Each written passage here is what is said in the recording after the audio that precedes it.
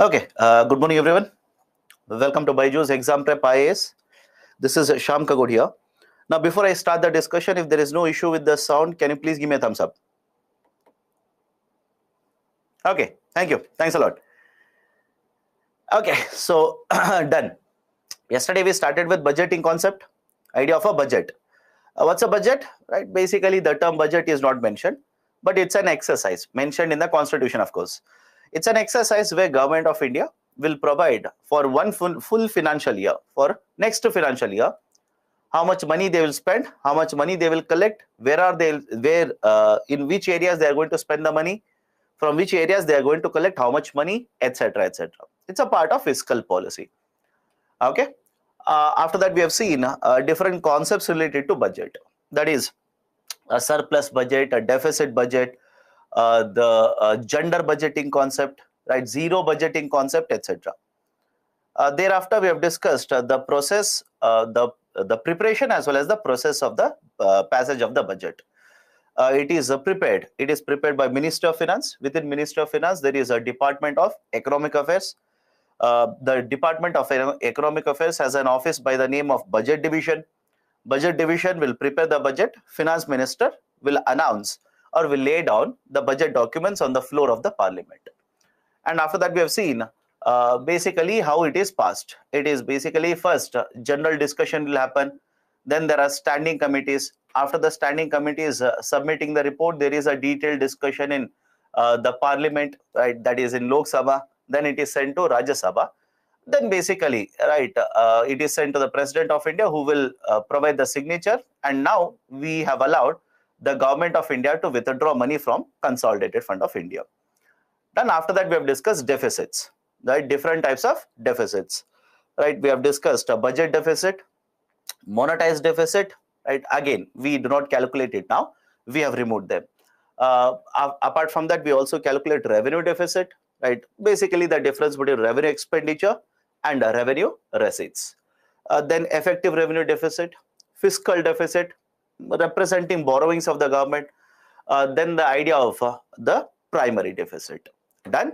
So this is what we have discussed yesterday. We'll basically pick it up from there. Now, before going forward, how many of you have come across an article, let's say headline or something of that sort? That is, yesterday the budget documents, appropriation bill was passed. How many of you seen that? Yesterday, the appropriation bill was passed. In the evening, after 6 p.m., the Lok Sabha, right, came together, and within 12 minutes, they passed the appropriation bill. Right, and I hope you now understand how they can pass in 12 minutes, right? With so many demands of grants, not even one passed with detailed discussion, how they are able to pass it, right? We have discussed the concept of guillotine yesterday. Yesterday morning, we discussed guillotine, and evening, Government of India, that is, again, not government, specifically the Speaker of Lok Sabha applied guillotine yesterday, right? So please be very careful. What we are discussing is actually happening in real time. Okay, now let's continue. Next concept is the Fiscal Responsibility and Budget Management Act, FRBM. Fiscal Responsibility and Budget Management Act. Now, what was the need for FRBM? I understand the logic behind it. The Government of India's expenditures were increasing. Government of India's expenditures were rising up. And as a result of this, revenue deficit was also increasing. Fiscal deficit was also increasing. Now, yesterday we have discussed this. Whenever you have fiscal deficit, it simply means what? You are borrowing money. But for what purpose you are supposed to borrow money? I told you there is a golden rule. The golden rule says that you should borrow money for creation of asset. But when you have FD as well as the revenue deficit, does it mean all the borrowings are used for creation of asset? Of course, no. Some of it is being used for consumption purposes. And that's a precise reason. In order to ensure that there is a proper financing methodology followed by the government, government will reduce the expenditures. Government will make the expenditures much more qualitative. That is, we will spend more on capital side rather than on the revenue side. We have introduced a Fiscal Responsibility and Budget Management Act. Under the FRBM, right? Under the FRBM, let's start here. under the FRBM, the first 2 points are important. One, reduce the fiscal deficit to 3% of GDP and reduce the revenue deficit to 0% of GDP. Now, anybody has a problem why we should reduce it to 0%? Let me know right now. We have discussed this yesterday, by the way. Right? We should reduce the revenue deficit to 0% and fiscal deficit to 3%. Right? Basically meaning, whatever borrowings you are doing, whatever you borrow from the market, you should use it for creation of asset. You should use it for creation of asset, not for consumption purposes. So first one, reduce FD to 3% of GDP and RD to 0% of GDP. And annually, right, I hope you understand, this was introduced in 2003. FRBM Act was introduced in 2003. And we set up these targets for 2008 and 9. Again, we have not been able to meet it. Okay. So we announced this in 2003 and we wanted to achieve it by 2008 and 9. So what should be the annual reduction then? What should be the annual reduction? So whatever number you want to reduce it to 0% by 2008 and 9. So annually, how much you should reduce? You should reduce the revenue deficit by 0.5% per year, and the fiscal deficit should be reduced by 0.3% every year. Third one, the deficits should be allowed to exceed the target. That is, let's say 2003, I'll just take a hypothetical example here. Imagine 2003, your fiscal deficit was, let's say 6%, and the revenue deficit was, I'll just throw arbitrary number here, let's say 4.2%. If these are your numbers for 2004, what you should do? You should reduce the fiscal deficit from 6% to 5.7%. Fiscal deficit target should be kept at 5.7%. And revenue deficit target should be kept at 3.7%. I hope you understand why annual reductions are there here.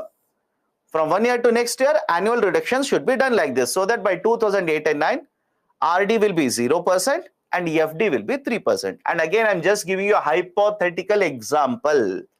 Now have a look at this. What if you are not able to meet these targets? In which circumstances, in which situations you are not able to meet these targets? You should be given certain freedom there, certain flexibility. Sir, why we are not going to meet these targets? What if you come across pandemic? Let me know. What if there is a global financial crisis? What if there is a third world war? What if you go to war with other country? What if there is, right, let's say a drought-like situation in India, right? So don't you think in all these cases, you may or may not be in a position to meet 5.7% and 3.7% FD and RD target respectively. So argument was, right, keep these annual targets, but in certain circumstances will allow these deficits, right, to cross, will allow certain flexibility, right? So only in certain circumstances the targets must be allowed to be, right, flexible. Central government should not borrow from Reserve Bank of India. Does it make sense or not?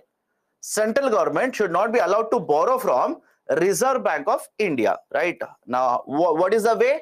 How can we ensure that? Reserve Bank of India should not purchase, RBI should not purchase government securities directly from the government. RBI should not be allowed to purchase government securities directly from the government. Can RBI purchase government securities from you? Is it allowed? Of course, yes, it is allowed. Can RBI purchase government securities from the bank? Yes. Can RBI purchase government securities from anybody else in the market? Answer is yes, by the way. But RBI will not be allowed to directly purchase government securities from Government of India. Right? That is basically the idea here. That is basically the idea. Right? So these are certain important provisions of FRBM. In addition to that, under FRBM, government was also made mandatory, or it made mandatory for the government to announce 3 documents. Follow this? It made mandatory for the government to come out with 3 documents every year. One was Macroeconomic Framework Statement, MFS. Second one was fiscal policy strategy statement, right? EFP, SS, and the third one is MTFP, that is a medium term fiscal policy statement. Let's go one by one. One, macroeconomic framework statement, MFS. What will be provided under macroeconomic framework statement? Let me ask you a very simple question. I'm pretty sure all of you have at least read something regarding budget announcements done this year. I hope you understand my question. You might have not seen it live, but at least you might have read some announcements are done in the budget, regarding the budget. And don't you think out of all the announcements that you have read, one of the announcements by the finance minister will be, we expect the GDP in the next 1 year to grow by this much percentage. Have you come across this? Government of India, that is a finance minister, will basically tell you in the next 1 year by how much percentage the economy is expected to grow. Again, it is an estimate, because you also don't know, I also don't know, and right as well, finance minister also doesn't know what is going to happen after 6 months. It is just an estimate. But are the estimates given or not? Why do you think government gives an estimate? Because of macroeconomic framework statement. Under macroeconomic framework statement, the government, whenever they come out with the budget, they're supposed to assess what is the situation in the economy, and they're supposed to tell the people, that is to all of us, what could be the growth in the next 1 year, what could be the situation of agriculture sector in next 1 year, what could happen, let's say in terms of exports, growth in next 1 year, industrial growth in the next 1 year. Again, this is just an estimate. You cannot hold government of India accountable if something happens in the future. It is just an estimate, right? So assess the growth prospect. Statement contains overview of the economy, includes assessment regarding the GDP growth for the next 1 year, right? And monetary management, as well as in what way government will mediate in the market, mediate in the sense participate in the market, promote growth, etc., etc. Okay, right? So basically this is first statement, macroeconomic framework statement. Second one, fiscal policy strategy statement, right? What is the idea of a fiscal policy strategy statement? Out of all the announcements done by the government will announce hundreds of things in the budget, but government of India will have certain themes. Government will say, these are my priority areas. For example, next 1 year, I want to reduce black money. Next 1 year, I want to promote, right, let's say fertilizer sector. Next 1 year, I want to promote financial inclusion, right? Whenever government will announce these kind of things, can I say these are priority areas for the government? I understand this. These are nothing but priority strategy areas for the government. And under the fiscal policy strategy statement, government of India will identify what are these areas where their focus will be there in the next 1 year. It could be in the form of tax reforms. It could be in the form of improving the quality of expenditure by the government. It could be in the form of, let's say, targeting unemployment rate, etc., etc. Right? So whatever is the strategy area for the government for the next 1 year will be provided in the fiscal policy strategy statement. And the third one, medium term fiscal policy statement. Now there is a term here, rolling target. There's a term called as a rolling target. Now before understanding all of it, you tell me what do you mean by rolling? Focus only on the term rolling here and tell me what do you mean by rolling? Rolling means what? Continuously changing. All of you will agree, right? Most of you will give me examples, sir. I rolled over the bed, I rolled over from this, right? Continuously changing or moving, right? So what is this idea of a rolling target here? Follow this carefully. You are in the financial year 23. You are in the financial year 23 for the next 3 financial years. For the next 3 financial years, you will give certain estimates in the form of targets. Is it okay? You are in the financial year 23. For the next 3 years, you will give targets. Sir, targets for what? Targets for revenue deficit, target for fiscal deficit, target of public debt, target of tax revenues, non-tax revenues, etc. But you tell me, if you have given the targets for financial year 24, 25 and 26, right? Don't you think they'll keep on changing? I hope you understand, right? Let's say hypothetically you are given, right? Let's say the tax revenues, you have given a target of tax revenues of 10 lakh crore rupees. And for 25, you are given a target of tax revenues of 15 lakh crore rupees. And for 26, you are given a target of 18 lakh crore rupees. Now tell me, when you're in the financial year 24, don't you think for 25 and 26, numbers will change now? Estimates will change. Why? What if in 24, right, there is a pandemic? I hope you understand. What if in 24, there is a pandemic, there is a recession, there is a depression, etc., etc. Again, simple idea is there are a lot of factors which would have changed, as a result of which even the estimates will also change. That is the concept of a rolling target. What you will do now, in financial year 24, imagine from 23 you have shifted to 24. Now you will give the estimates for the next 3 years. But what you will do is, you will adjust the data for 25, estimates for 25, you will adjust. For 26, you will adjust. Now for 27, you will announce one more estimate. This is called as a rolling targets. Rolling targets. Right? Will the number always increase? Absolutely no guarantee. I hope you understand. There is no guarantee. How can you always think that will it always increase? No. Right? Because you do not know what is going to be happening in the macroeconomic situation. What if there is a recession? You tell me, what if there is a recession? Right? Don't you think numbers will be pulled down by the government? Will be reduced by the government? Of course, yes. So argument here is continuously the numbers are changing. I hope you understand. Continuously the numbers are changing, and because the targets are changing, these are called as rolling targets, moving targets or rolling targets. So under the medium term fiscal policy statement, 3-year rolling targets are provided for these types of parameters, for these kinds of parameters. Done? Now, I told you FRBM was announced in 2003. We are in 2023. Don't you think some of the provisions under FRBM Act are outdated? Think of it. We announced FRBM in 2003 and we are in 2023. Don't you think we should amend certain provisions under FRBM? Right? We should change certain provisions under FRBM. That is the reason Government of India has set up a committee, N.K. Singh Committee. N.K. Singh Committee. N.K. Singh Committee was appointed or was set up to look into the FRBM document and recommend changes in the FRBM. And that's the reason another name for the committee will also be FRBM Review Committee.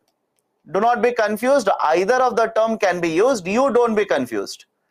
N.K. Singh Committee, or else it is also referred to as FRBM Review Committee. Right? Why FRBM Review Committee? It was established or it was set up precisely to look into FRBM and recommend changes. Now, what are the important changes which have been recommended by FRBM Review Committee? First point, under FRBM Act, what was mainly kept as a target? What were the priority targets for FRBM Act? Fiscal deficit and revenue deficit. I hope you remember it. Couple of minutes ago we have discussed. So fiscal deficit and revenue deficit were primary targets. Now N.K. Singh Review Committee says, rather than focusing only on FD and RD, now focus on one more parameter here, debt of the government. Debt of the government. Yesterday we have discussed what is the difference between FD and the debt. Do you remember it? Right, I have told you how the debt of the government is calculated. Right now there is a term called as a public debt. Remember this, there is a term called as a public debt. Whenever you come across a public debt term, it simply means a debt of the central government. Debt of the central government. Please remember this. Public debt means a debt of the central government. But when you come across the term overall debt or general debt, overall or general debt simply means a debt of the central government as well as the state government. Debt of the central government as well as state government. So what this committee said was, you're simply targeting FD and RD. Let's target them. Let's reduce them. But in addition to FD and RD, we should also target the debt levels of the government. Why? Argument is simple here. Please remember the yesterday's discussion. FD does not consider extra budgetary resources. FD does not consider off-budget borrowings. So don't you think if Government of India keeps on borrowing through the off-budget borrowing methodology, in the future, repayment liability on the government will be very high. I'll repeat the statement. Let me know if you disagree with me. If Government of India today keeps on borrowing heavily, right, through off-budget borrowing, they can simply show you a lower fiscal deficit. They can reduce the fiscal deficit. But what about the repayment liability in the future? Repayment liability in the future will be very, very high because of off-budget borrowing. That is the reason this committee said, let's target even the debt levels of the government. Let's target and reduce even the debt levels of the government. How much?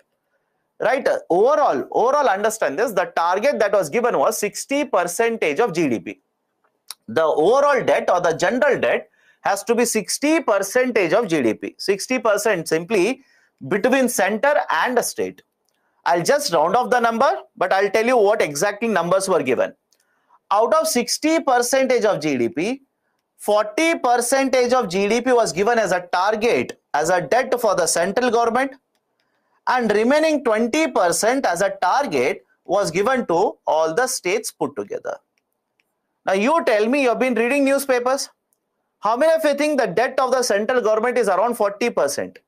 How many of you think the debt of the states is around 20% and overall we are somewhere around 60%?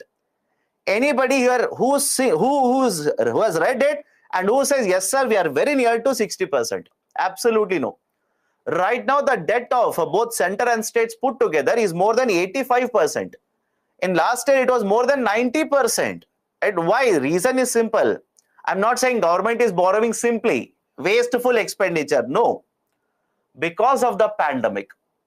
Because of the pandemic, both the center as well as the states have been forced to borrow more and more money from the market, either directly or indirectly. And that is the precise reason why the debt target is 60, but we are not anywhere near to 60.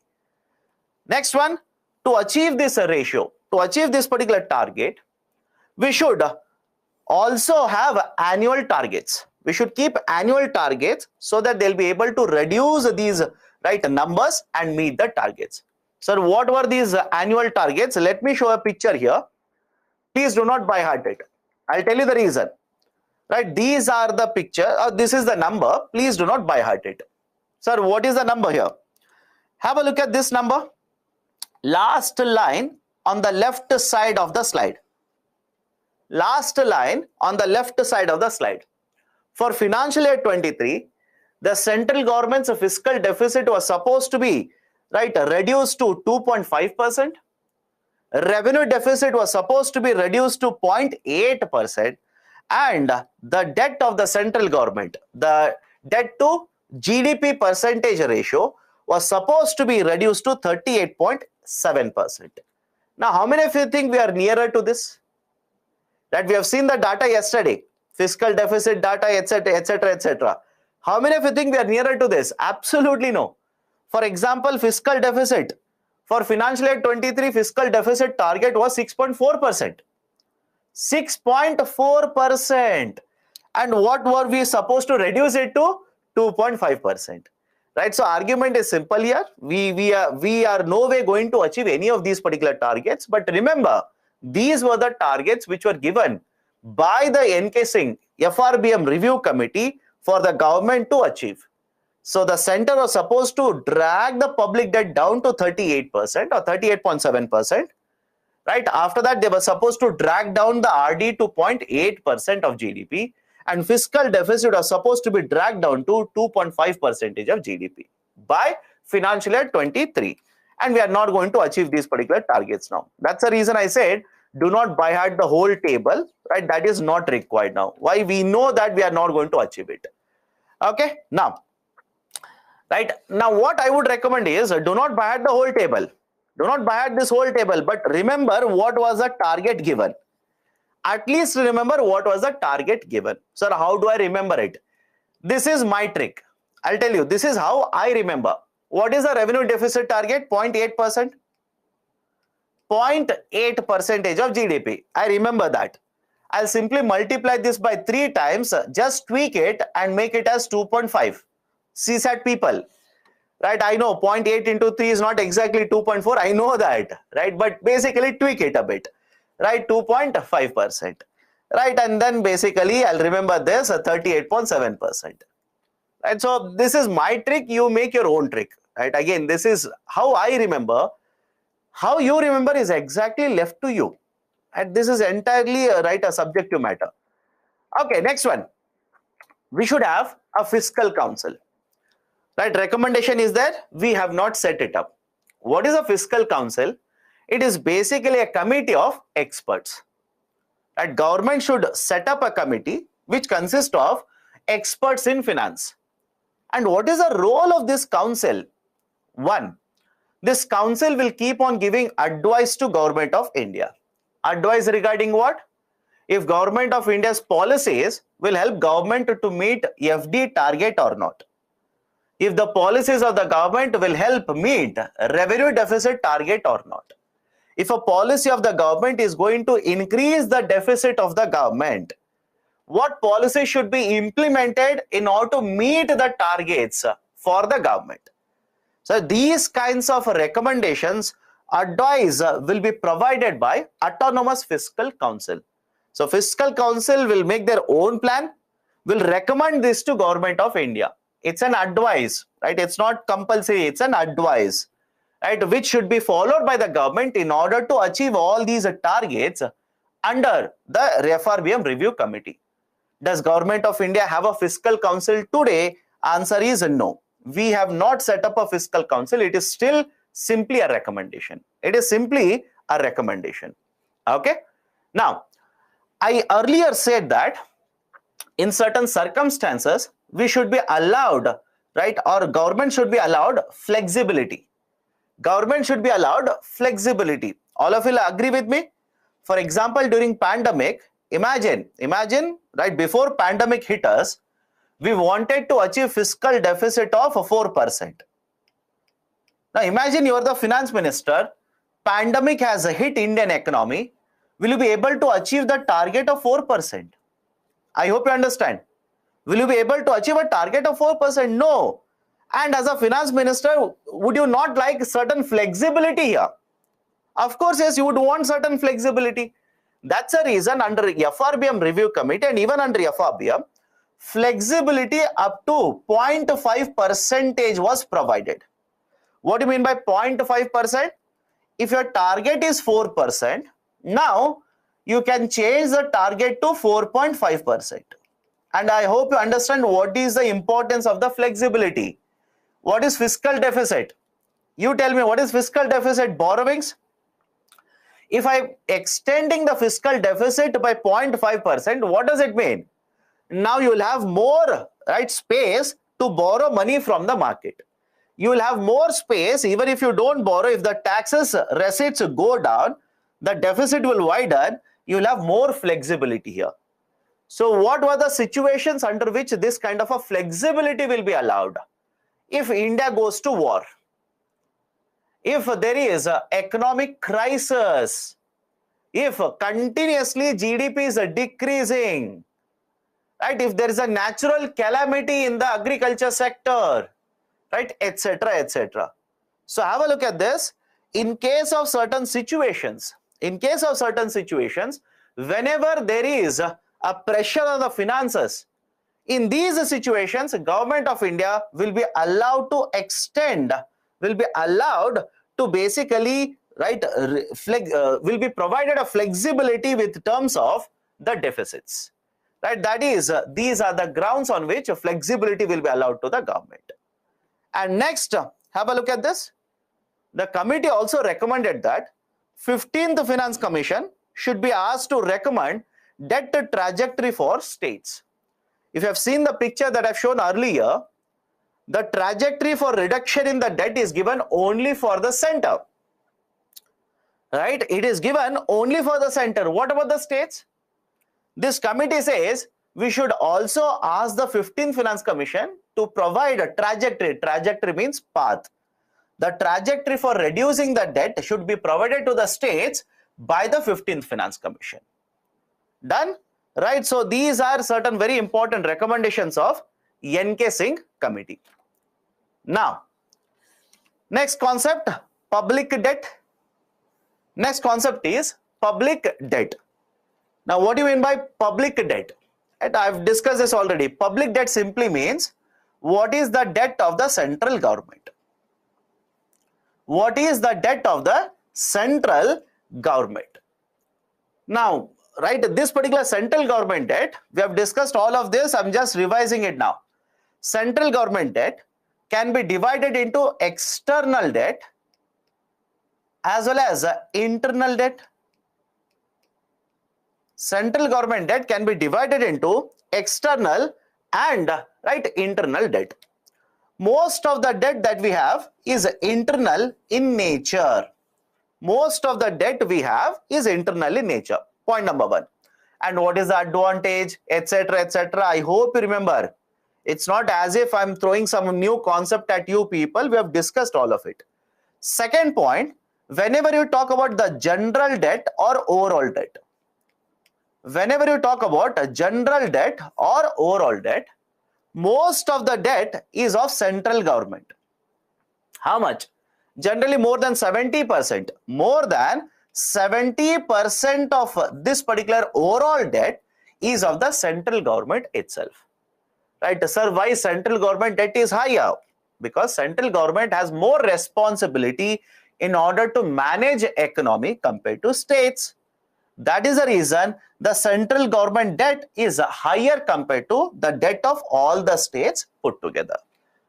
The government also has a portfolio of majority long-term bonds. Understand this carefully. I've explained this. Again, I'll repeat the question. Right? Earlier I've asked you, I'll repeat the same question. Imagine you take a housing loan. Imagine you take a housing loan. You tell me you want the housing loan to have a tenure of, let's say, 1 year or 20 years. Let me rephrase the question again. Let me repeat the question. You have taken a housing loan. You want the housing loan to be repaid in 1 year or 20 years. What makes better sense to you? It should be 20 years. I hope you understand. It should be 20 years. You can repay in 1 year. Nobody is going to ask you why. But you would want a longer tenure. You want a longer tenure so that there is no pressure, no burden on your finances. That's the reason. Now replace housing loan with government bonds. Replace, right, housing loan with government bonds. What is a government bond? Borrowings of the government. Now you tell me, you are the government, you want to have the repayment in 2 years or let's say 30 years or 10 years or 40 years. I hope you understand. Don't you think the other side makes a better sense? As the government, the other side, that is a long tenure bonds, always makes good sense to you. Right? So argument is simple here. The government has borrowed money, but most of it, right, a large chunk of it is having a long tenure, right, a higher maturity period. The government debt is characterized by low foreign exchange risk. The government debt is characterized by low foreign exchange rate risk. What do you mean by this? Imagine you're the Prime Minister. Today you borrowed $1 from, let's say, rest of the world. Let's say from World Bank. $1. Now have a look at this. When you borrowed $1, exchange rate was 50 rupees. $1 is equal to 50 rupees. Now, when you have a repayment liability, $1 is equal to 60 rupees.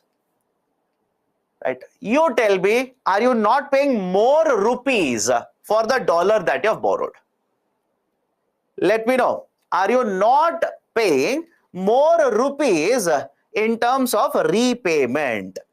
Can this be a problem for the government? Anybody, again, this is not just applicable to only government. Even companies will borrow from external market. Can this be a problem? Of course, yes. This is called as exchange rate risk. Exchange rate risk. Now, do you think government faces exchange rate risk? Apply what we have learned so far and you tell me, do you think government faces more exchange rate risk? No. The government faces very, very minimal exchange rate risk. Why? Most of the debt of the government is internal in nature. Very small part is external in nature. Okay, government debt is characterized by low foreign exchange risk. Okay, next point. India's public debt is lower than many of the developed countries. In case of many of the developed countries, the debt is much, much higher. Many countries have debt of more than 100%. India's debt, even today, comparatively is lesser. But should we maintain at the 90% level? Of course, no. We will have to reduce it. Okay, so these are certain very important points regarding public debt or features of public debt. Done? Now, this is the end of the discussion of the budgeting. Let me enter into one more very important concept now, Finance Commission. One more very, very important concept of Finance Commission. Now, point number one, I'm pretty sure you've learned about Finance Commission, at least the basics part of it in polity. I'll focus on the economic side of it. Right, and that is required in GS paper. Okay. Now, what's a Finance Commission? It's a constitutional authority. Point number one. It's a constitutional authority, constitutional body set up by the President of India once every 5 years. Once every 5 years, this authority is established. What article will provide the authority to the President? It is under Article 280. Sir said you will discuss. Okay, I'm discussing. Focus now. Under Article 280, the Constitution of India authorizes the government, and when I say government, it is the President of India. Okay, so President of India to establish one constitutional authority, that is Finance Commission. Now, it is set up by the President once every 5 years. In fact, the Constitution says once every 5 years or whenever there is a need for it, whenever there is a necessary requirement of it. The Constitution of India has recommended a composition for this. That is, the composition will be 5 members. The composition will be 5 members. It will consist of 5 members and it will have 1 chairman and 4 members. The 5 members are divided into 1 chairman and 4 members. Sir, who will appoint all of them? Simple, Government of India. Government of India will give the recommendation to President of India. President of India will appoint the people. So 1 chairman plus 4 members. Now next question is, why is the Government of India appointing Finance Commission? What is the need for having a Finance Commission? Right, these are the reasons. Let's go one by one here. First one, most important, and this is the most important function, remember this. To recommend devolution of taxes. To recommend devolution of taxes. What do you mean by devolution of the taxes? Let me start with the basic idea here. Central government will impose and collect taxes. All of you remember this? Will impose and collect taxes. What kind of taxes? Many direct taxes are there and many indirect taxes are there. But one speciality about these taxes is that these taxes are applicable at all India level, pan India level, right? What do you mean by pan India level? All India level. For example, corporate taxes. You tell me, is it applicable only for certain region in India or the whole of India? Income taxes, right? Let's say GST. Again, under GST, sir, what? Even the SGST is counted here. You should not ask me that question now, right? It is, of course, CGST. What about customs duties? Don't you think all these taxes are pan-India? Pan-India means are implemented throughout India. So under the 7th schedule of Constitution of India, central government has been given the power to impose and collect these kinds of taxes. But now the question arises, should the central government only be allowed to use the taxes? Should we allow only the center to use these taxes? Of course no. Then what will the states do?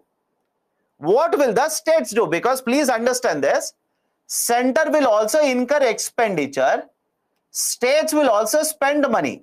Anybody who is disagreeing with me, let me know. Center will incur expenditure, states will also incur expenditure. So don't you think center should transfer some of the money to the states now? Otherwise, from where will the states get all the money for expenditure? So that is the reason what Constitution of India has provided is, whenever the central government will collect these taxes, whenever the center will collect these taxes, we will basically put them, will pool them, pool means collect them in the form of divisible pool. All these collections will be called divisible pool. I'm simply writing divisible pool. In some books they have written divisible pool of taxes. In some books they will write central divisible pool. All are one and the same. They are referring to the same thing but different name. Central divisible pool, only divisible pool, or a divisible pool of taxes. Now what will the Finance Commission do? The Finance Commission, based on various parameters, we'll discuss that in some time. The Finance Commission, based on various parameters, will recommend a division of these taxes. That is, how much of these taxes should go to central government and how much of these taxes should go to state government. Done? How much of these should go to central government? How much of these should go to states? Now have a look at this. This is called as vertical devolution. This is referred to as vertical devolution. Any difficulty? This is referred to as a vertical devolution. From the divisible pool, how much will go to the center? How much will go to the states? That formula is called as vertical devolution formula. Now let's say hypothetically, the central divisible pool is 100 crore rupees. Now we have decided 40% of it will go to states. That will become how much? 40 crore rupees. And remaining 60 crore rupees will remain with the central government. Let's assume just a hypothetical example.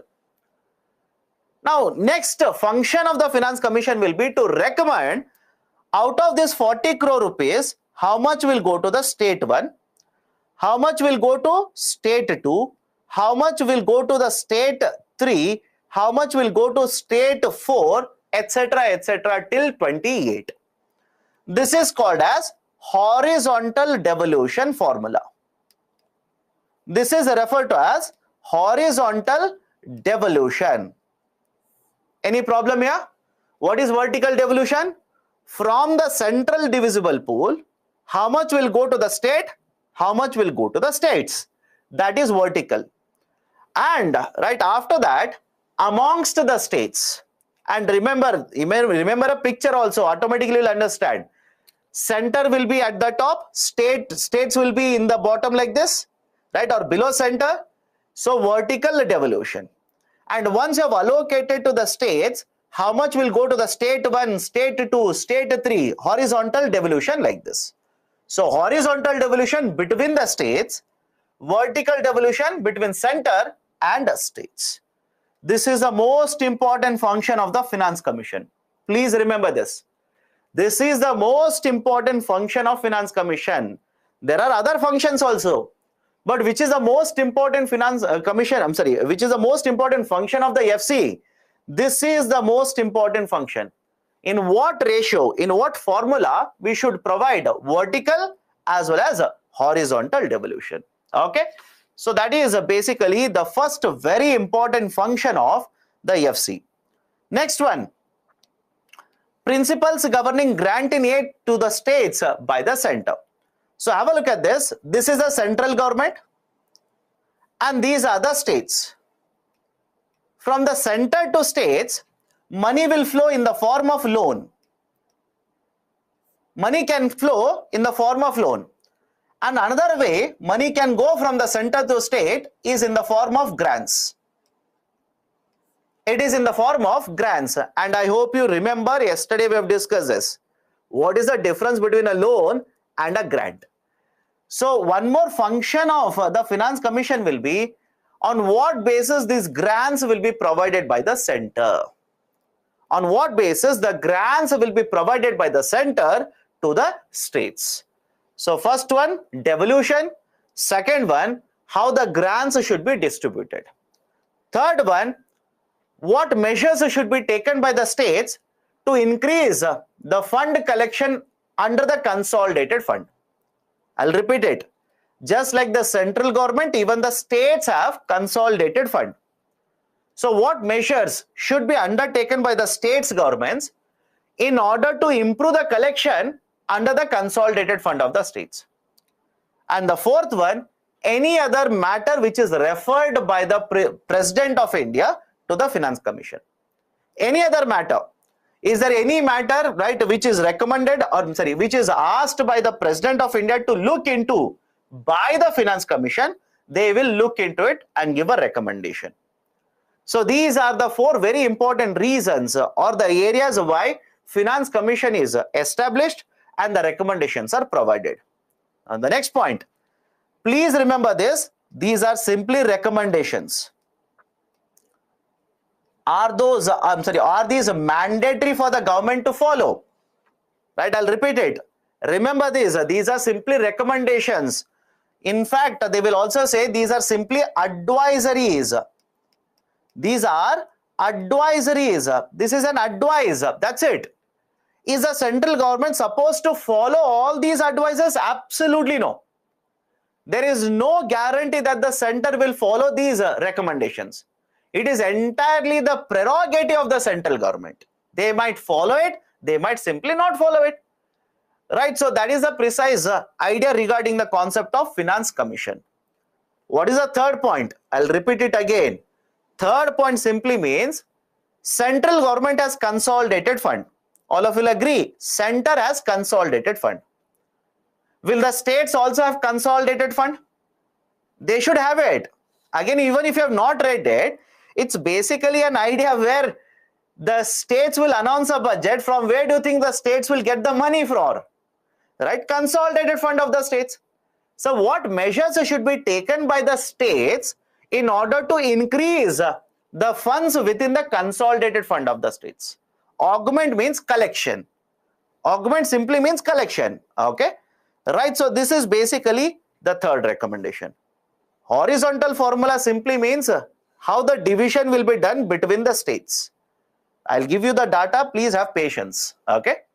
Now, right now, which Finance Commission is working in India? Right? Whose recommendations are applicable in India? It is the 15th Finance Commission. Remember this. It is the 15th Finance Commission recommendations which are applicable in India.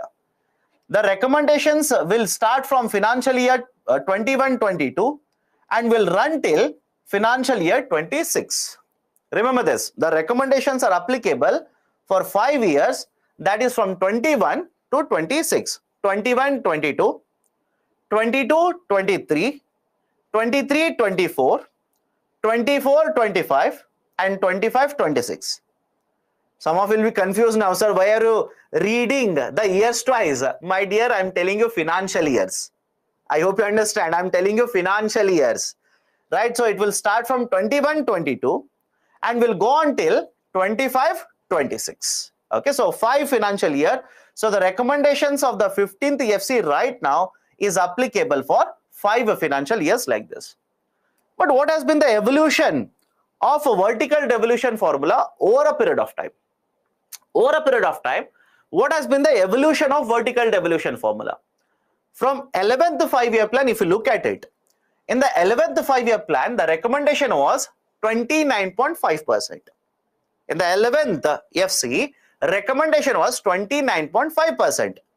What is the meaning of 29.5%? Have a look at this. Out of whatever is the divisible pool of taxes, the vertical devolution will mean that 29.5% will go to the states and remaining 70.5% will remain with the center. Any problem with this? Please do let me know right now. What is this 29.5%? 29.5% of central divisible pool will go to all the states and remaining 70.5% will remain with central government. Over a period of time, it has kept on increasing. Over a period of time, it has kept on increasing. Right? 12th Finance Commission increased it to 30.5%. 13th Finance Commission further increased it to 32%. 14th Finance Commission increased it from 32% to 42%. And 15th Finance Commission has adjusted it. I will use the term adjusted. Many of you will look at it and say, sir, it has reduced. I will use the term adjusted. Why? I'll tell you. Right? The Finance Commission simply says, in the 14th Finance Commission, the allocation was 42%. But how many states were there in India? Let me know. How many states were there in India when 14th Finance Commission was given or had given recommendation? 29 states. Now, when 15th Finance Commission is giving you recommendations, how many states are there in India? The number of states, has it come down? I hope you understand. Has the number of states actually come down? Of course, yes. So we wanted to keep it at 42, but because the number of states has come down and one state has become a union territory and union territories finances will come under the central government. So what I will basically do is I will adjust it. Right? What I will do is I will simply adjust it to 41%. I will simply adjust it to 41%. Is it okay? I hope you understand. I'll simply adjust it to 41%. This is right, the recommendation of vertical devolution given by Finance Commission. And whenever I say central divisible pool here, please remember the next point as well. We have discussed this, but just a reminder here. Can the cesses and surcharges collected by the central government be part of central divisible pool? Let me know. Can the cesses and surcharges be part of central divisible pool? No, it is entirely the prerogative. It is the decision of the central government. Right? So if the central government says, okay, I will keep the cess as a part of divisible pool, it is the decision. If central government says, no, I will not keep this cess in the central divisible pool, then it will not be used as a part of central divisible pool. It is entirely the prerogative of the central government to decide whether the cesses and surcharges collected will be part or not a part of central divisible pool. And point number 2 here, 15th Finance Commission, I said, has allocated 41% vertical devolution. How many of you think central government is right fixing or basically is following this 41% formula? Let me see, because it was there in the current affairs. You don't trust me? Check in the Google later. It was there in the current affairs. Right? There is no compulsion on the center. I hope you understand. There is no compulsion on the center. Central government says we will look into it. We will provide certain vertical devolution, but there is no compulsion. And if you check in the last couple of years, the vertical devolution, that is how much devolution is being done by the central government, it is somewhere around 30%. I hope you understand. It is somewhere around 30%, not even 40%. It is somewhere around 30%. Why? These are advisories in nature. These are not binding on the government. These are advisories in the nature. Okay. So this is 15th Finance Commission vertical devolution formula. Vertical devolution formula. Now, please have a look at it. Do not by heart the table. I hope you understand. Do not by heart this table. right? Many of you will look at the table and say, okay, one more table to by heart. I will not challenge you. I know you will sit for 2 months and by heart it. I will not challenge it.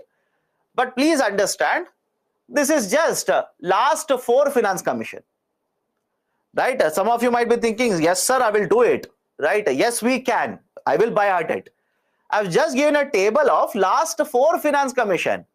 But do you think only 4 finance commissions were set up in India? We have 15 finance commission. So you can imagine what will be the length of the table and how many parameters will be there, etc., etc., etc. So do not by heart this particular table, not necessary. I will tell you what to remember. Please remember the last column. That's it. Please remember the last column. Focus only on that. And just to be cautious, just to be much more cautious, just try and make a comparison between 14 and 50 if anything has changed. If anything has changed, just focus on that. This will be more than sufficient for UPSC. Trust me on this. Otherwise, right, you can check last 20 years question paper. Show me where a question of this nature has been asked, where all the 15 finance commissions were required. That's the reason. Do not complicate it. Right? Just keep it simple. So 15 finance commission.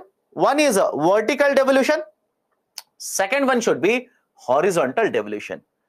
What are the parameters on which horizontal devolution recommendation has been provided? There are 6 parameters. 1, 2, 3, 4, 5 and 6. There are 6 parameters like this. Now, within these particular 6 parameters, right, remember one which has been given the highest weightage. In fact, I recommended remember all the 6. And remember, try to remember them either in ascending order or descending order so that you already know if a question is asked, you will easily solve it. So the one which has been given the highest weightage is income distance. Now many of you will ask me, sir, what is income distance? My answer to that is, don't worry, simply by heart. Otherwise, I know many of you, okay, started. So define income distance. Define, tell me. Here is the definition. And let me know whether UPSC will ask you this. Income distance refer to the distance between the incomes of highest earned states to the lowest earned states in terms of their per capita gross state domestic product, which is the average of 2016 to 2019. Tell me how many of you understood what I said in the last 30 seconds. Is it okay? I'll repeat it again. Right? So repeat.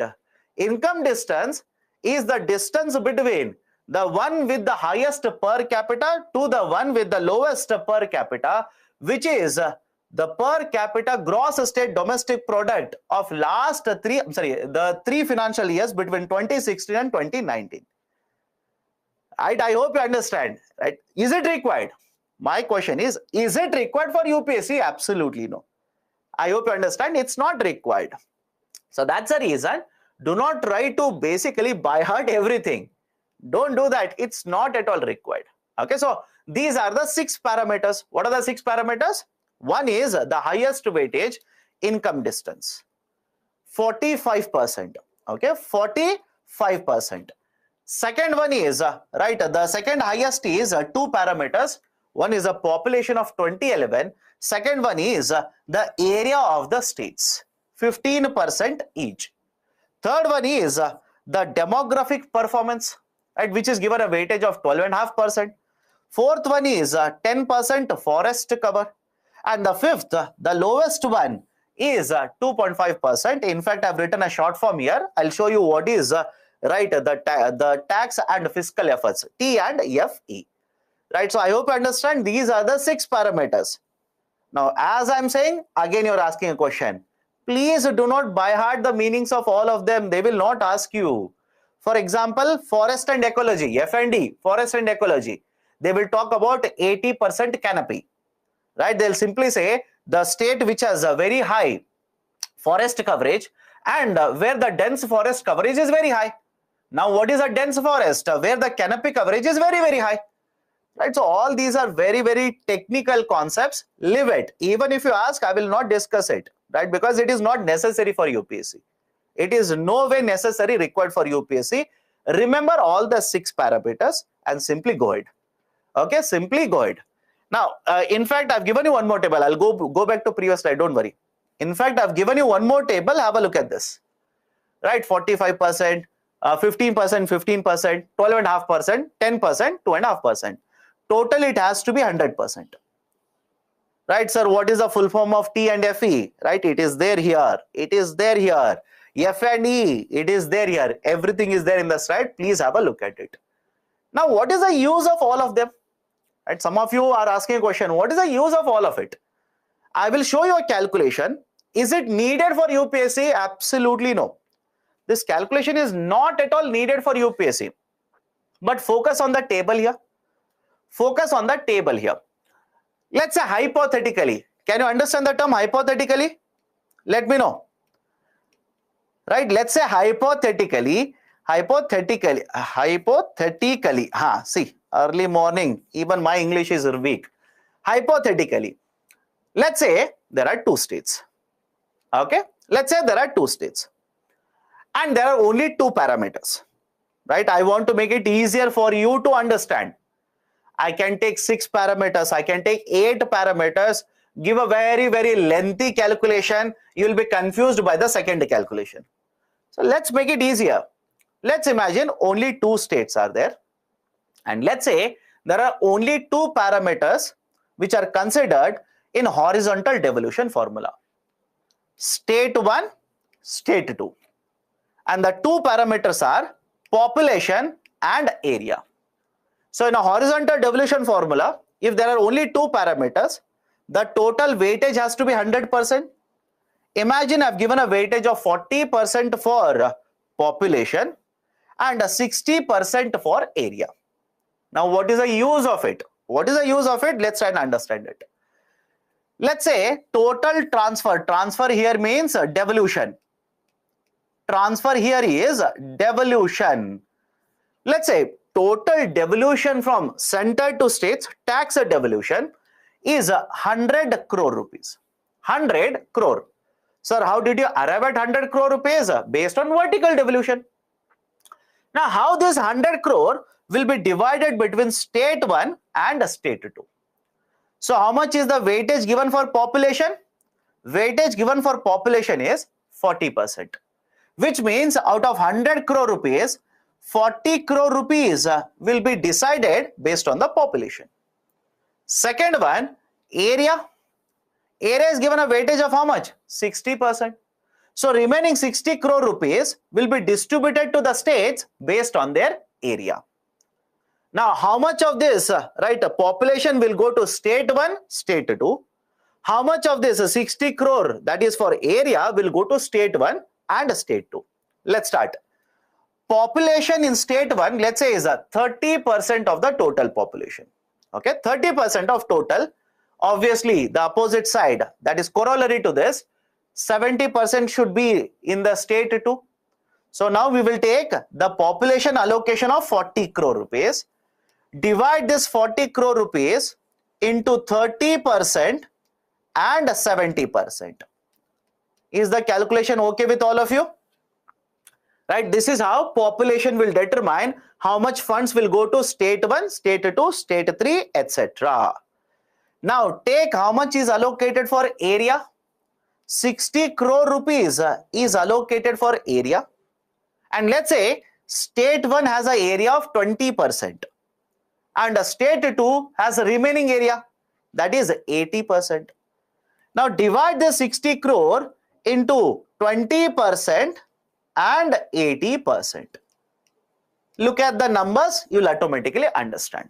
Look at the numbers, you will automatically understand. Now, does it make sense or not?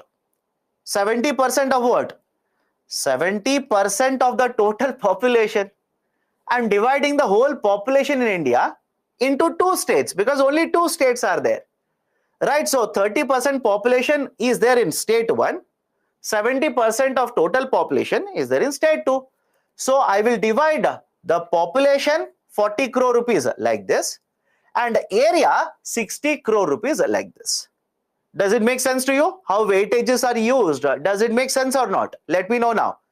And again, don't complicate it. Sir, show me for 6 parameters. Not needed. Not at all needed. Right? Check any book that you want. You can check any book used for UPSC. Tell me if any one of the books has given you this calculation. They will never give it. Only for optional paper, all these are required. Right? So argument is simple here. 6 parameters are there. Right? 6 parameters are there. Right? For the 15th Finance Commission. And based on these 6 parameters, weightages are given. And whatever is the weightages, whatever is the tax devolution to the states, that will be divided based on these weightages. Now, out of that, how much will go to state 1, state 2, state 3? Again, their weightages, that is the states' numbers are taken into consideration. Is it compulsory to make it on based on devolution formula? Of course, yes. Otherwise, on what basis will you decide? You tell me. I hope you understand. Otherwise, on what basis will you decide how to divide it between state 1 to state 2? Gujarat will say, I'm industrial state, give me more. Right? In fact, they will say, give me everything. Maharashtra will not say it quite. They will also say, give me everything. Then Tamil Nadu and Karnataka will say, right, this is stepmotherly treatment. You are not giving us anything, etc., etc. So there has to be a parameter, no? There has to be a parameter. On what basis we'll divide it? Based on a formula. But again, is there a criticism for this formula? Of course, yes. Now, please have a look at the formula and let me know. Right? Please have a look at the formula and let me know. Is it okay if I say a state which has more population automatically will get more funds under population category? Let me know. Does it make sense or not? A state which is larger in size will automatically get more funds, right, under the 15th Finance Commission. Now, is it okay if I say, look at the states such as Uttar Pradesh, state such as Maharashtra, Rajasthan, right? Don't you think these are very populous states plus large states? I hope you understand this. These are populous states plus larger states. So don't you think these will be the states which will get more and more tax devolution from the center? Right? That is the reason. I hope you understand. That's the reason southern states are against this. Right? The states from southern India, right, are against this. Why? Right? They'll simply say, our size is comparatively smaller. For example, look at Kerala. Look at Kerala. It is like a strip like this, vertical strip. Right? So their argument is, Arey Baba, our state's size is very small, so we will get peanuts. What about our population? The southern states will argue that we implemented population control measures. I hope you understand. We implemented population control measures post 1970 in India. And we have implemented it much more effectively compared to states from northern India. And because we have implemented much more better way, our population is lesser compared to northern states population. We are being penalized for it. I hope you understand. We are being penalized for it. Because we have implemented the policies in a much better way, we are being penalized because of that now. And I hope you are reading certain speeches which are given by finance ministers from right, other southern states, Kerala, Tamil Nadu, etc. Right? For example, the revenue minister or the finance minister of Tamil Nadu recently gave this statement. If you look at this kind of a devolution, it is as if we are incentivizing inefficiency. I hope you understand what I mean by this. If you look at this kind of a devolution, it is as if we are rewarding those people who are inefficient. I hope you understand, right? So this is basically the criticism. Right? So this is a criticism against, right, the Finance Commission recommendations. And again, this is not just applicable to only Finance Commission, one Finance Commission. Generally, this has been a criticism. This has been a criticism. And I'll tell you one more point. If you look at the total taxes collected by the government, generally large amount of taxes will go from states such as Gujarat, Maharashtra, Karnataka, Tamil Nadu, Andhra. That is Andhra Pradesh. Now, when it is the question of giving back, when it is a question of allocating funds through the tax devolution, These states, that is, let's say Karnataka, Tamil Nadu, Andhra, will not be in the top. These will be below top. Right? Don't you think the ministers from the states will oppose it? Right? Their argument is, we lead, we are in the front in terms of contributing money. In terms of taxation, we are in the front. But when it is a question of distribution of the taxes like this, we are pushed back. Right? So these are the various concepts related to the Finance Commission recommendations. Please remember this. There's a criticism related to this. Okay. Now have a look at this. I told you how the devolution will happen, etc., etc. As per the committee recommendations. If the government will stick to it, as per the committee recommendation, in 5 years, 21 to 26, the total amount of funds that will go to the states will be 52 lakh crore rupees. I repeat, if the government of India sticks to the recommendations, exact numbers of recommendations which are given by 15th FC, in 5 years, that is from 21 to 26, the total amount of funds which will go from the center to states will be 52 lakh crore rupees. Total transfers. But these transfers are further divided into two parts. These transfers are divided into two parts. Sir, why two parts? Do you remember this? One is the tax devolution formula. The first very important recommendation of 15th FC, or for that matter any FC, is what? Tax devolution. But in addition to tax devolution, there is also grant which is provided by the center to states. So the 15th FC has recommended totaling of 10 lakh crore rupee worth of grants. I'll give you examples, simply by heart them. Totaling 10 lakh crore rupee worth of grants to the states. And the devolution, if the government will stick to 41% and estimates will hold on, estimates, it's all estimates. If the estimates will stick to, right, or will be the same, then the total amount of taxes collected by the center in the divisible pool will be 135 lakh. Right? The total taxes collected will be 135. But cesses, surcharges, etc. will be deducted. The divisible pool will come down to 103 lakh rupees. And from this 103 lakh rupees, if I calculate 41%, it will turn out to be 42 lakh crore rupees. So as per the estimates given by the Finance Commission, in the next 5 years, from the divisible pool, right, from the divisible pool, around 42 lakh crore will go to the states and 10 more lakh will be given in the form of grants. These are the recommendations given by the 15th FC.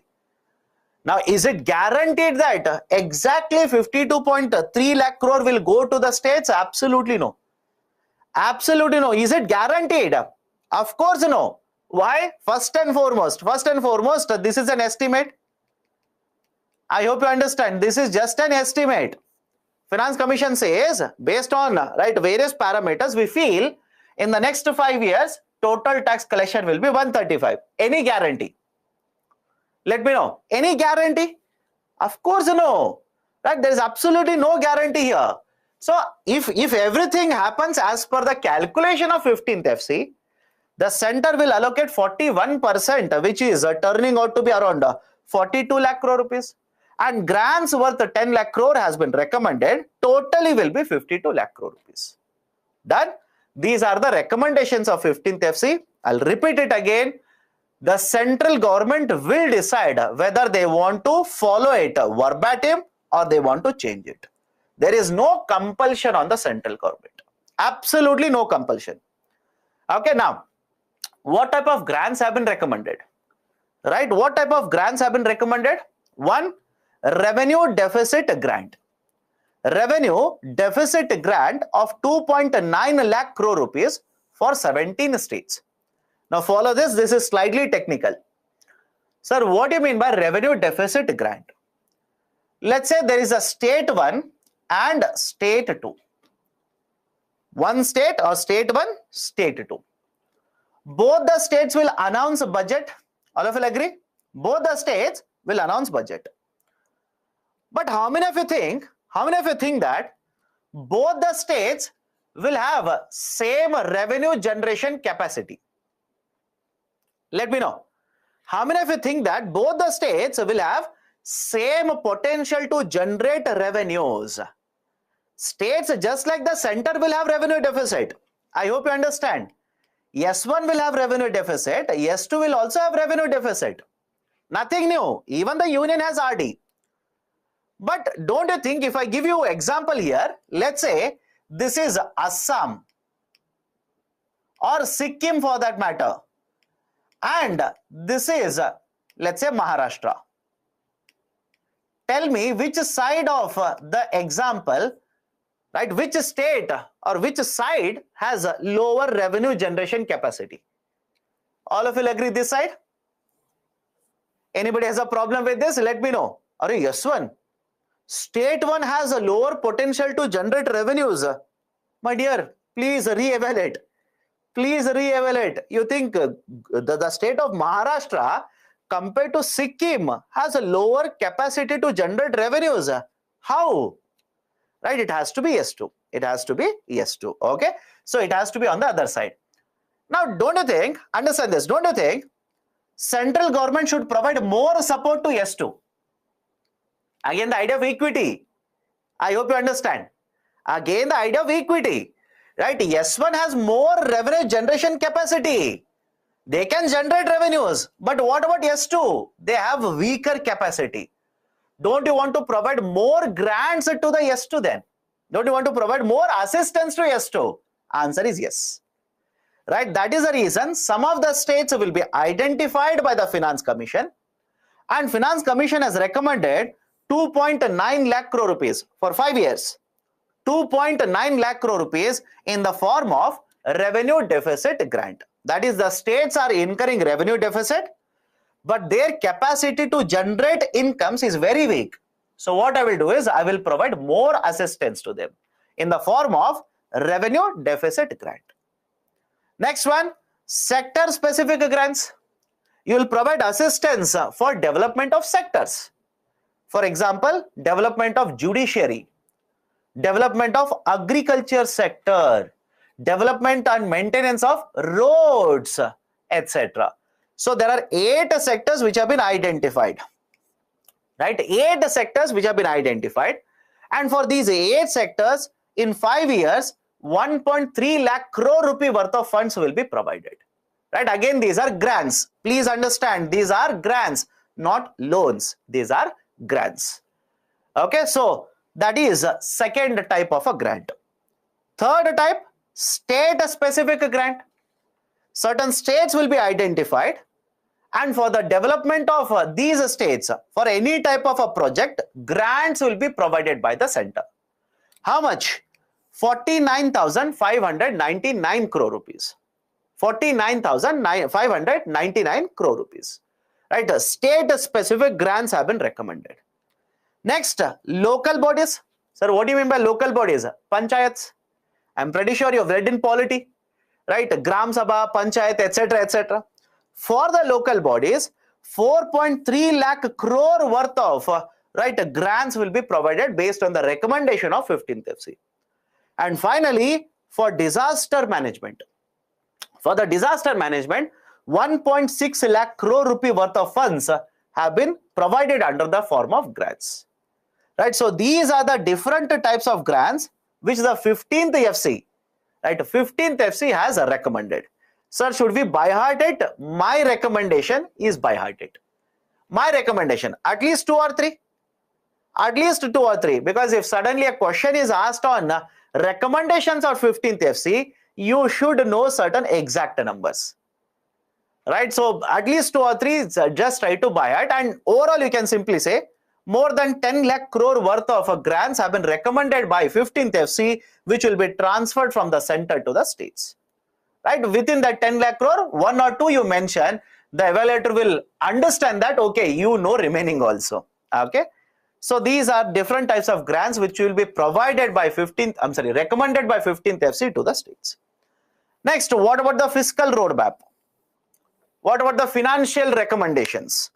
Right. First one, the states as well as the center should stick to the debt levels which are recommended under FRBM. Why this has been recommended? Please understand. Right? Do you remember one of the terms of reference? One of the terms of reference is any other matter referred to the Finance Commission. Do you remember it or not? I have listed 4 terms of references.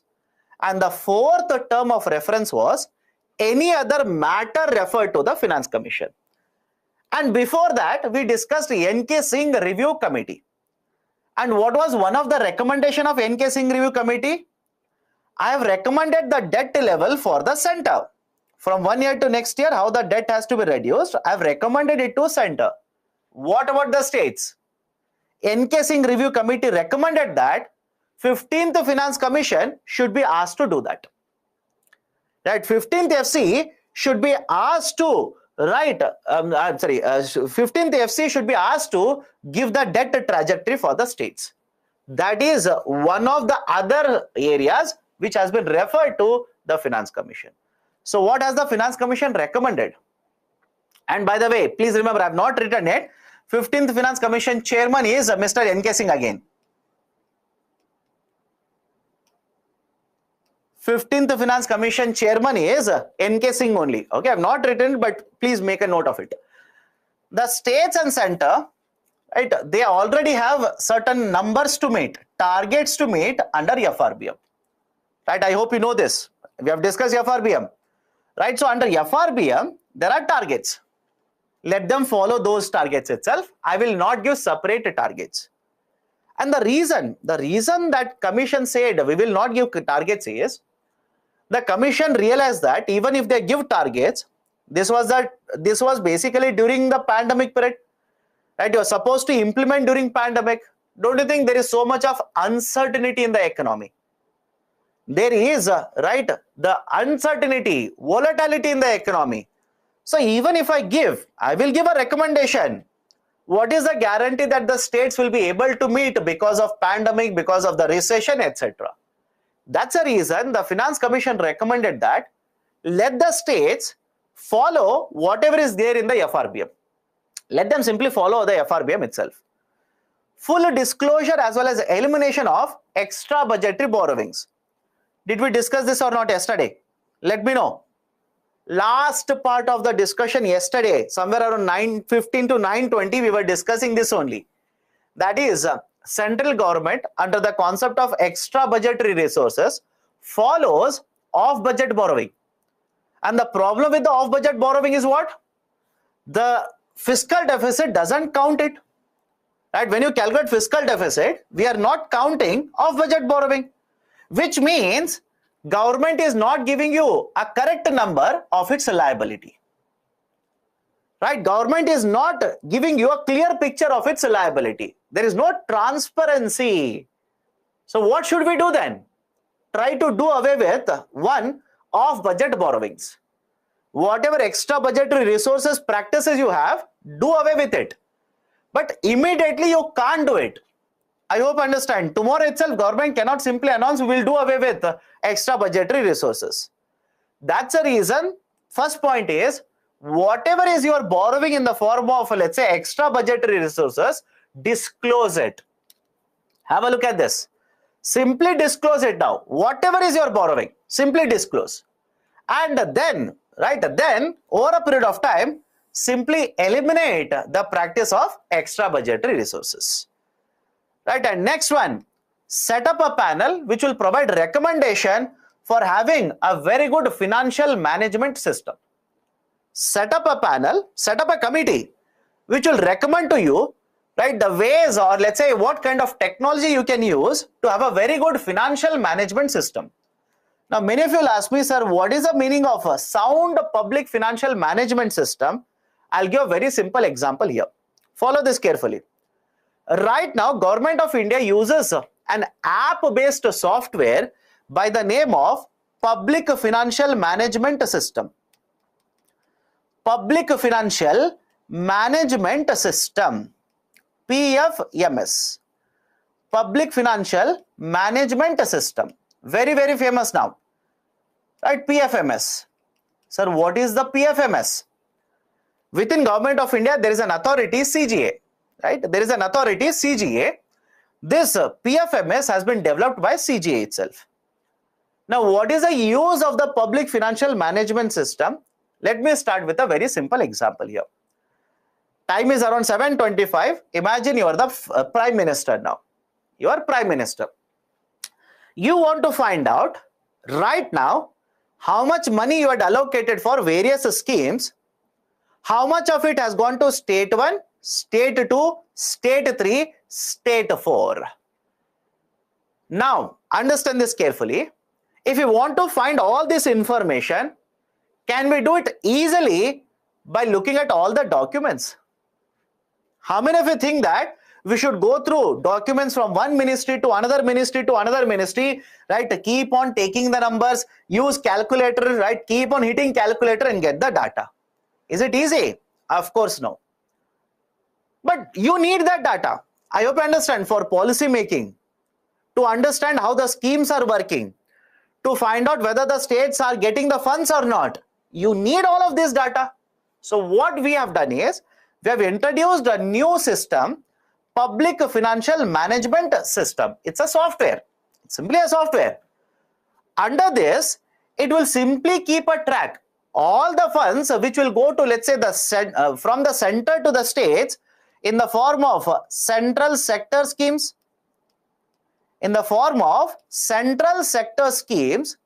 as well as centrally sponsored schemes.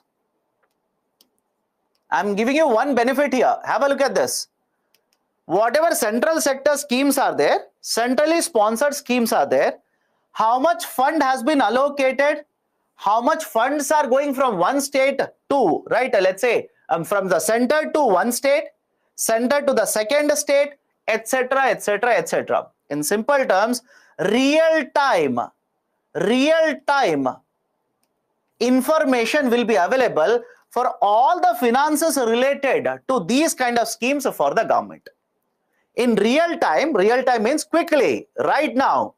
In real time, whatever information you require regarding the finances of all these schemes, you can get all this information from public financial management system software.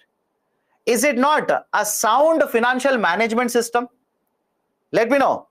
Is it not a sound financial management system? Of course, yes.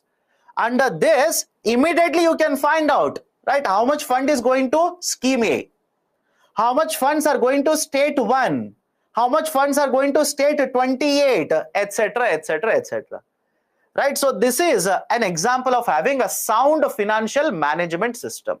So what Finance Commission says is, set up a committee which will recommend these kinds of systems to you. Okay? Right? So this is one more recommendation regarding financial roadmap. Regarding taxation, one, we need to broaden the tax base. Do you remember the term tax base? Let me see. Do you remember the term tax base or not?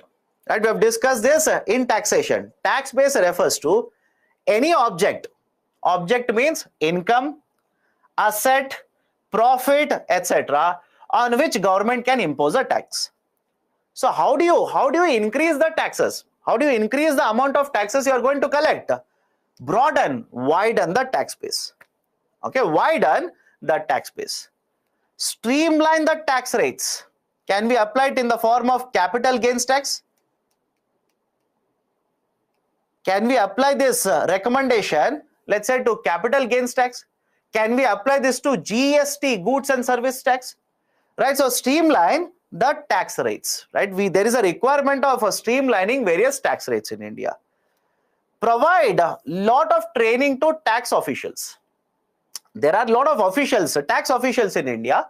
We will have to develop certain institutions and provide training, right? Keep these officials trained so that they will be implementing taxation policies in a better way. And finally, regarding GST, there's a huge amount of a shortfall in GST revenue collections. There is a volatility in the tax collections and there is a huge amount of revenue shortfall. Revenue shortfall means we wanted to collect X rupees when we implemented GST.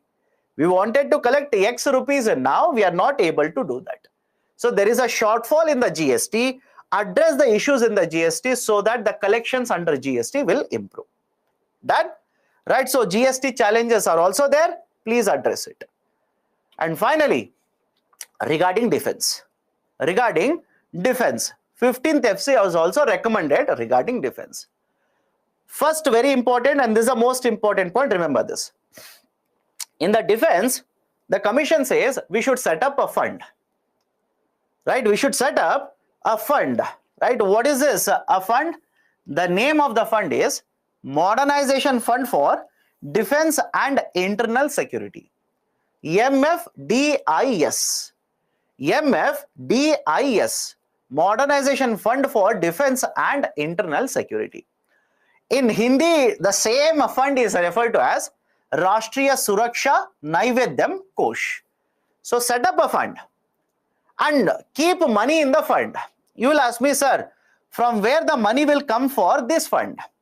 The committee says, or the commission says, the fund can be transferred from the Consolidated Fund of India. From the Consolidated Fund of India, funds can be transferred. Second, let's say there is a defense land.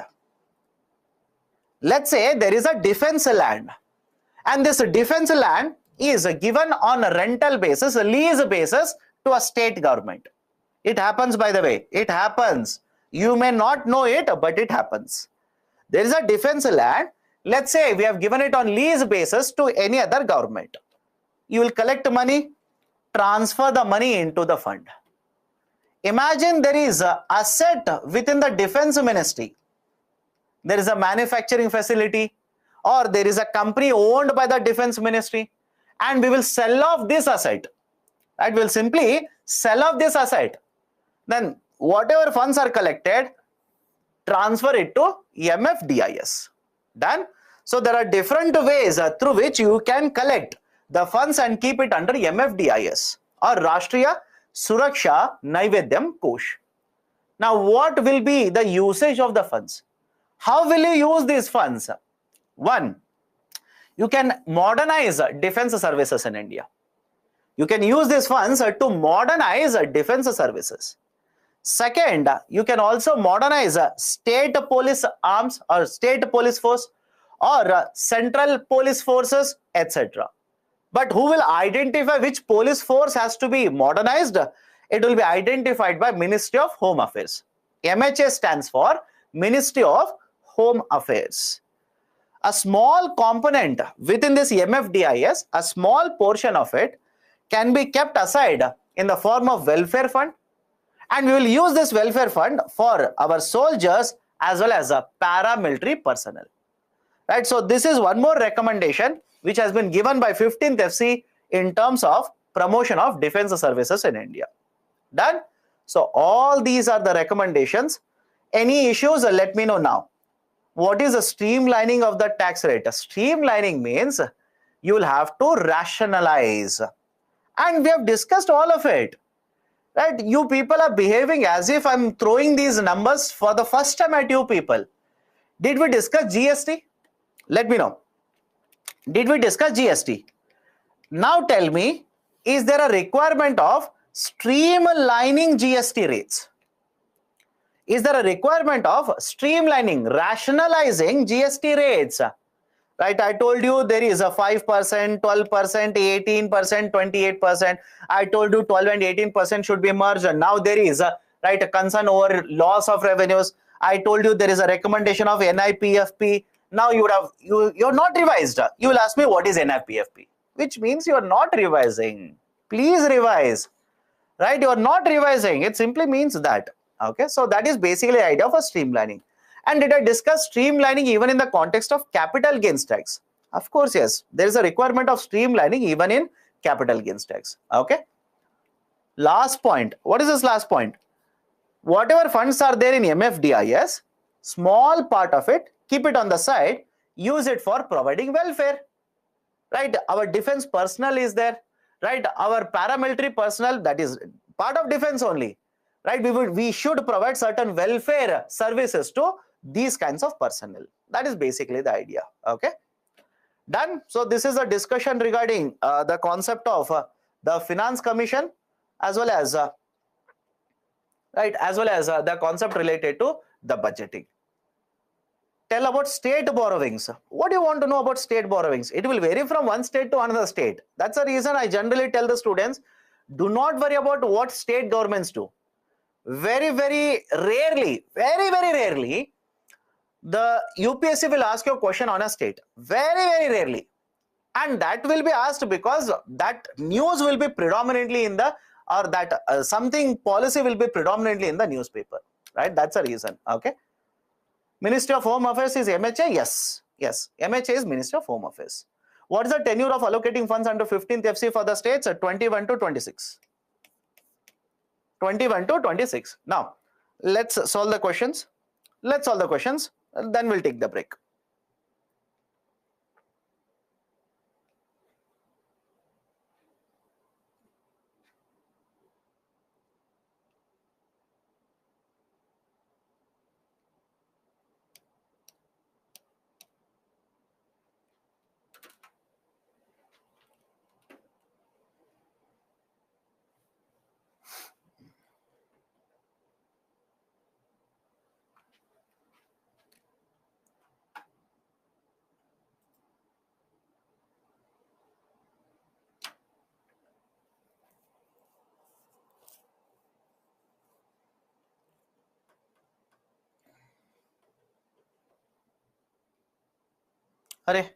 Just check what I've done. Right, I think I've given a wrong option. Let's solve it. Let's solve it. Don't worry. I'll tell you what is the right option. I think I've given a wrong option. With reference to the union government, consider the following statements. Okay. The Department of Revenue is responsible for the preparation of union budget that is presented to the parliament. It's wrong. On the face of it itself is wrong. Why? It is a Department of Economic Affairs, DA, not the Department of Revenue. No amount can be withdrawn from the Consolidated Fund of India without authorization of the Parliament of India. Right? Right statement. All the disbursements made from the public account also need authorization from the Parliament of India. No, this is wrong. Right? So the right option is C. Just check what option I've given. I've given option C or option B. I think by mistake I gave option B. My mistake. Okay, my mistake. Okay, so option C is the right one. Option C. Right, second statement is correct. Public account, I've told you this yesterday. You don't require any approval of the parliament. You can withdraw at any point of time, but that's your liability. Okay, next.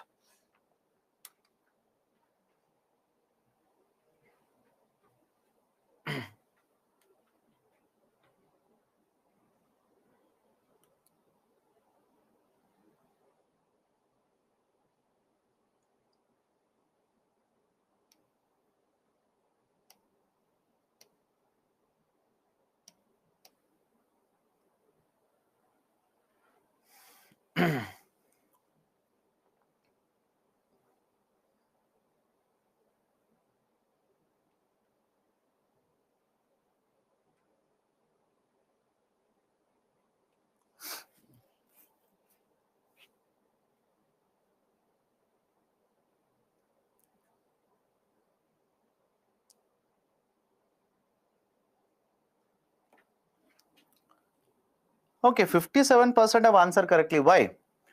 There has been a persistent deficit budget year after year. Which of the following actions can be taken by the government to reduce the deficit? Let's start. Reducing the revenue expenditure. If you reduce the revenue expenditure, will the deficit come down? Of course, yes. Introduce a new welfare schemes. So exactly opposite to the first one. Wrong. Right. Third one, rationalize a subsidy. Rationalize means, right, I'll give a very simple example. Let me ask you a question here. LPG subsidy is given in India. Done. LPG subsidy is given. How many of you think LPG subsidy is given to every house in India? And moreover, right, the question is the same thing. Do you think LPG subsidy should be given to every house in India? No. Right, rationalization means implementation should be efficient. Idea simple here. Implementation should be very efficient here. Right, argument is LPG subsidy should not be given to everyone. Not required. We will identify the right beneficiaries. We'll give LPG subsidy to only them. Can I call this as a rationalization of subsidies? Answer is yes. Right, so efficient implementation of a policy is called as a rationalization. Okay, right, so first one is correct, third one is correct. Right option for the question will be option A, 1 and 3 only.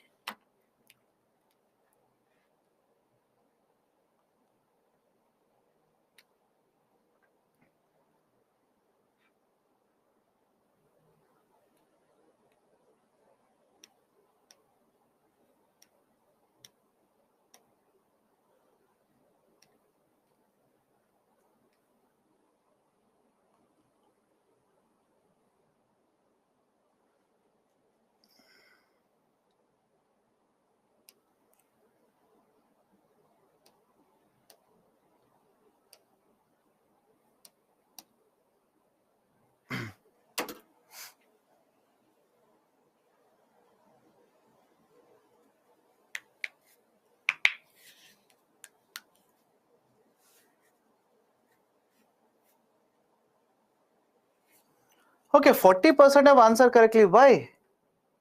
We have discussed this, right? Vote on account deals only with the expenditure side of the government's budget. Correct or wrong? It's correct, by the way. Yesterday we have discussed this. Vote on account deals only with the expenditure side. Interim budget does not give the complete financial statement like a full budget. It gives a complete detail. So second one is wrong. Okay. So right option for the question will be option A here. Option A is the right one. Now, a descriptive question here. Public expenditure management is a challenge to the government of India in the context of budget making during the post-liberalization period. Clarify it.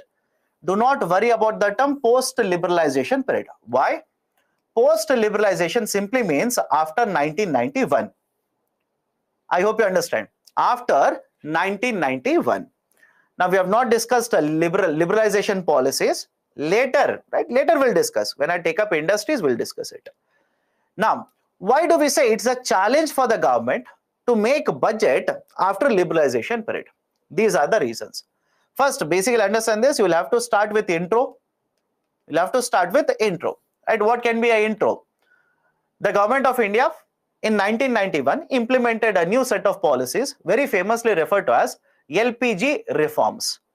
Post implementation of LPG reforms, the government has been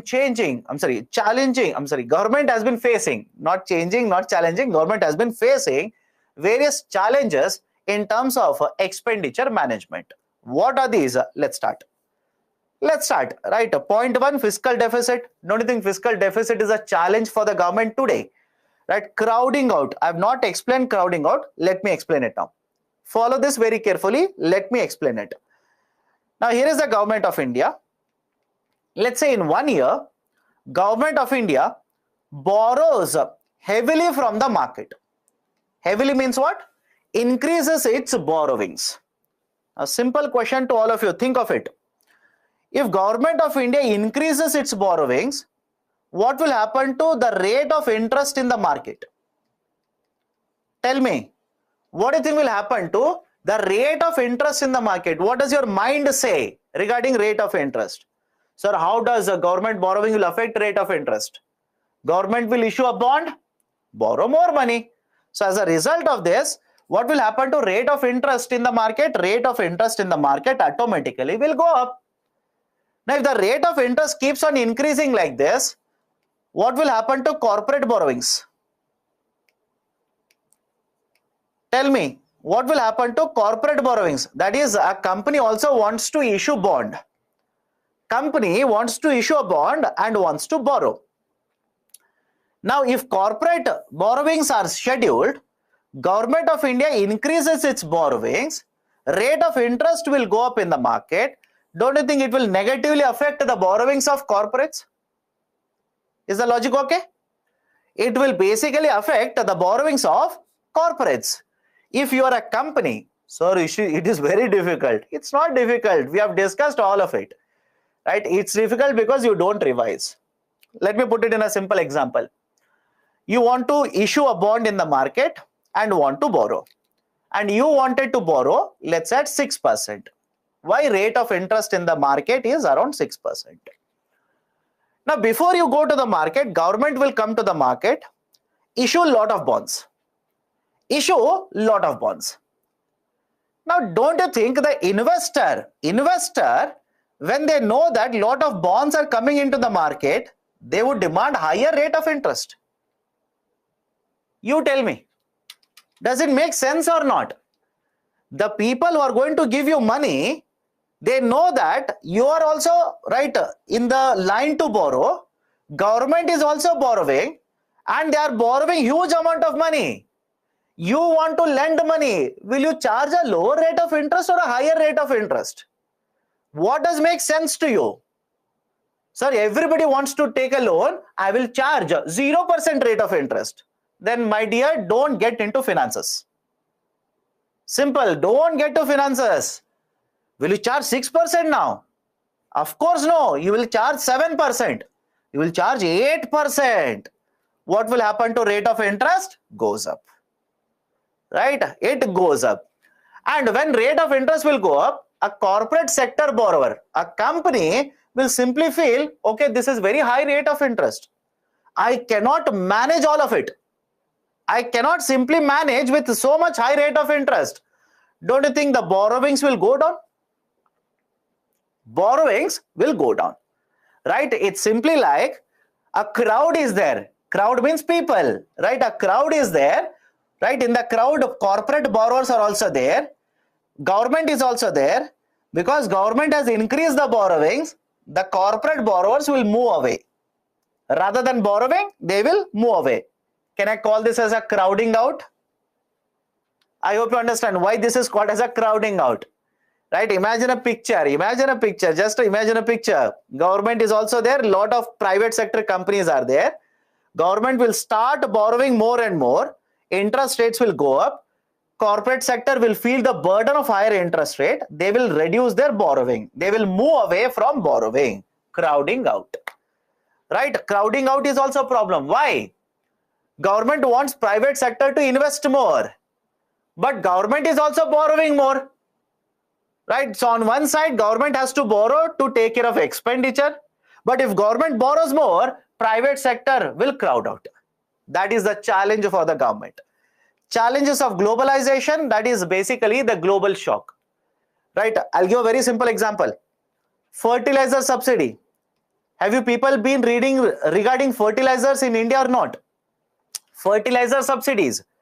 Government in the last 2 years has spent a lot of money on government, the fertilizers. Right? Why?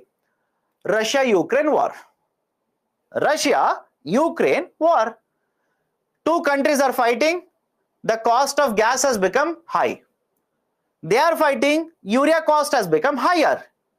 Right? Certain inputs, you require nitrogen, phosphorus, right, etc. to manufacture these fertilizer. Price of those has increased. Now, if government of India sits quiet, doesn't do anything. Government of India doesn't do anything. Let's say they will simply sit quiet. Don't you think the fertilizer prices on farmers will be very high? I hope you understand. Right? Don't you think government of India sits quiet, the fertilizer prices on the farmers will become very high. So what will the government do? Government will intervene, provide lot of subsidies to the fertilizer companies and control the market prices. As a result of this, what will happen to revenue deficit? What will happen to fiscal deficit? They will balloon. They will increase. Okay? Tax net is very narrow. That is, a tax base is narrow in India. Right? Lot of companies are avoiding taxes.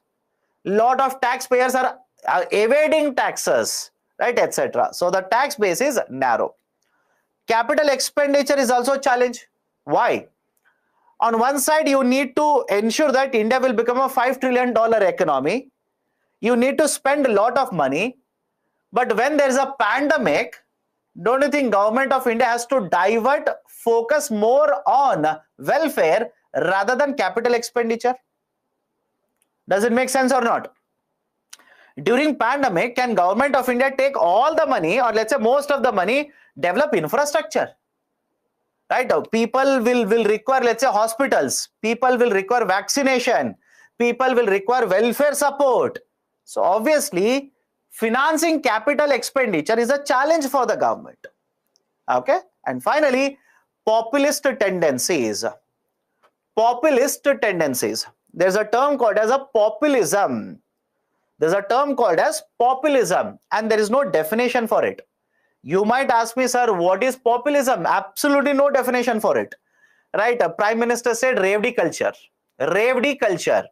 Again, whether Hindi, English, doesn't matter. Focus on the idea here. What is a populist policy? You don't know that. There is no definition. Why? I'll tell you. What is populism for you may not be populism for me. I hope you understand. That for example, central government will identify a policy of the state government, criticize it. Why? Central government says it is populist.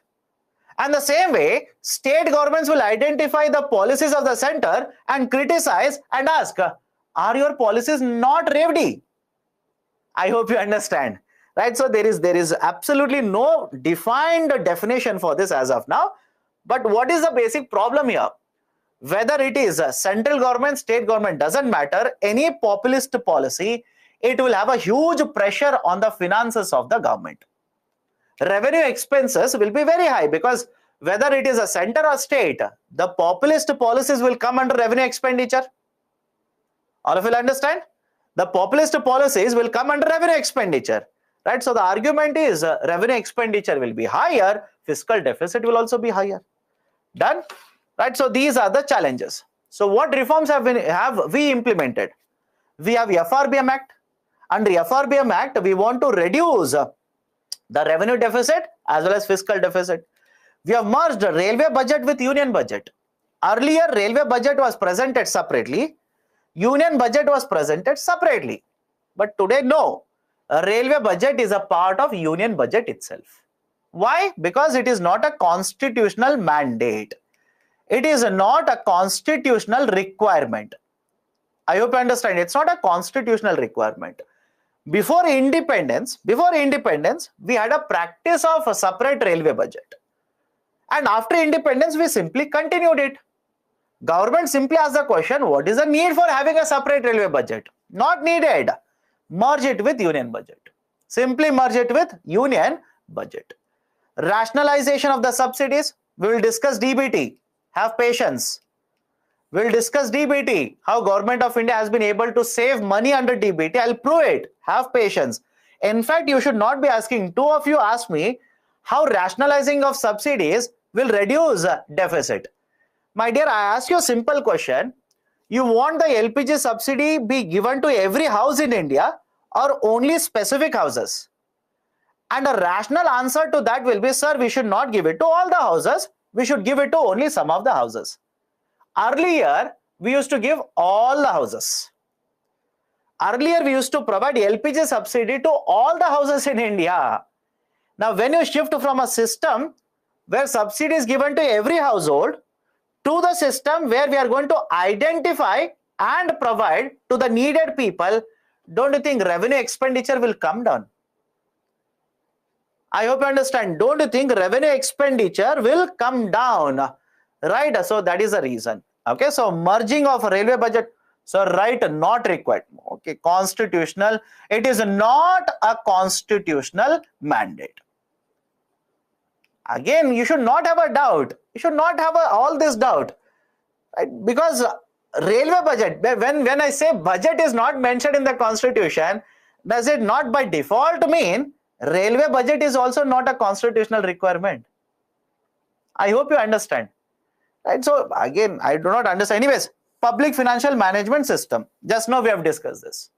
15 minutes ago, we have discussed what is public financial management system. Right? So these are some of the reforms which have been implemented by the government in order to make budgeting exercise or expenditure management much more efficient. Done? Distinguish between capital budget and revenue budget. Explain the components of both of these budgets. This was asked last year. In the mains paper, this was asked last year. Right? And again, trust me when I say this, these are very, very easy questions. Right? I hope you understand why. Tell me in which book these kind of questions and answers are given. Let me know. Any book where this kind of a question is given as well as answer is given. Right? Absolutely no. Right? What you should be very careful is read a lot of current affairs. Update your notes. Keep on adding data so that you will have sufficient to answer these kind of questions. But this, definitely yes. Any reference book, sir, A, B, C, D, any reference book, you will come across this. Right? What is a revenue account? What is a capital account? Under revenue account, revenue receipts, revenue expenditure. Under capital account, capital expenditure, right? And capital receipts. We have discussed this. It is there in the slide itself, in the PPT. You will have to simply by heart and write it in the exam. Okay. So this is one more question which has been asked, right, from the UPSC. Third one, women empowerment in India needs gender budgeting. What are the requirements and the status of gender budgeting in the Indian context? We have discussed gender budgeting. I hope you know that. Yesterday only we have discussed gender budgeting. Right? So, three parts to the question or answer here. Introduction, main body and conclusion. Introduction, what is gender budgeting? When it was introduced, we have given the data yesterday. Please have a look at it. Main body, what is the need for gender budgeting in India and what is the status? Right? Have I given you the data regarding status? Right? Part A scheme, Part B scheme. Most of it will go into this example of a Part A, example of a Part B, etc., etc. All of data is there. Right? Please have a look at it. And finally, in terms of conclusion, you can say for the financial year 23 and 24. For the financial year 23 and 24, how much funds have been allocated, right, etc., etc., like this. Done? Right? So that is the answer to the question on women or gender budgeting. Okay? So these are the points that I wanted to discuss regarding the budgeting as well as the finance commission. Now, any doubts that you people have, let me know. So how narrow tax net is related to LPG reforms? I did not say it is related to LPG reforms. You are reading the question wrong. You are reading the question wrong. Question says, after 1991, the government is finding challenges in policy making, that is budget making. You are supposed to write what are the challenges. Is it asking you how LPG reforms has made budgeting difficult? Please read the question carefully. Read the questions carefully. Question is not asking you how LPG reforms is making budgeting difficult. It's saying after 1991, budgeting is a challenge. Why? That is the question. Right? When it's a central choice to follow or not according to the Finance Commission, then what's the point in having these commissions? What is your recommendation? You tell me what is your recommendation? Not to a Finance Commission? There should be certain recommendations. No, on that only you will be able to evaluate what the government is doing. Otherwise, again, hypothetical situation. Otherwise, imagine there is no Finance Commission. Your argument is, if they're not following, why should we have it? We will abolish it. Now, you tell me what is a guarantee to ensure funds will go to the states which are having a government which is of other party compared to central government. You tell me. I hope you understand. How will you ensure? How will you evaluate what central government is doing? I hope you understand, right? That's the reason the finance ministers of southern states or southern Indian states will argue, say that, okay, we are not happy with the central government allocation. West Bengal government will say we are not happy with the central government allocation. So what are they using? What is the parameter they are using? And they are saying we are not happy. They are looking at right the tax devolution and they are saying we are not happy because of this. I hope you understand. Right? So that's the reason. Please be very careful. Right? You need all of these policies. How to make government accountable in extra budgetary borrowings? I have told you that. Right? NK Singh committee says make it 15 Finance Commission says make it transparent. Right? Make it transparent. Make the process much more transparent. And basically remove the practice of extra budgetary resources. What is the tenure for allocating 15th FC to the states? 5 years. 5 years. Tenure is 5 years. 21 to 26. Tenure is 5 years. Okay. When the government of India usually allocate money to the states in year, right? In some cases they will allocate it monthly. In some cases they will allocate it quarterly, etc., etc. Sir, budget deficit is 0 because total expenditure is equal to total receipts. Yes, budget deficit is 0. But argument of the question is not that you are following a budget. I'm sorry, you are following a budget deficit. It says, imagine there's a budget deficit. Imagine there's a budget deficit. In order to reduce the budget deficit, what you will do? Right? That is a question.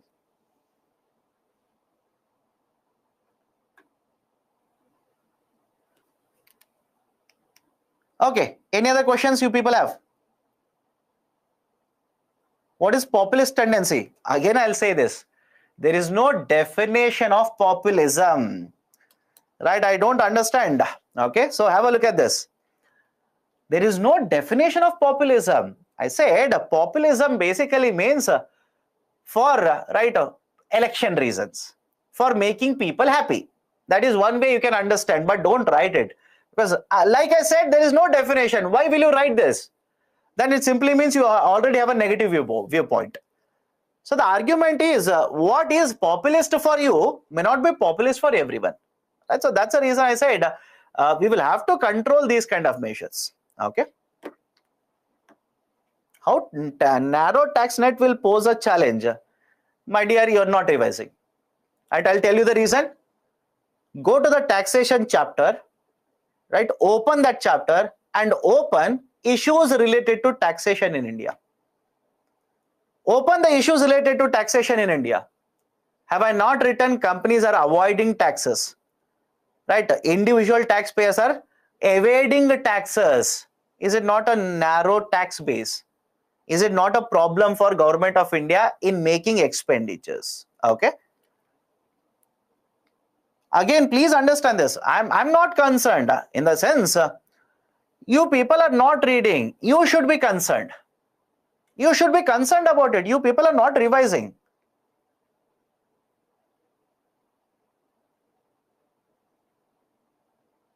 Okay, done. Let's take a break now. Let's take a break. Okay, so I'll restart at 8:12.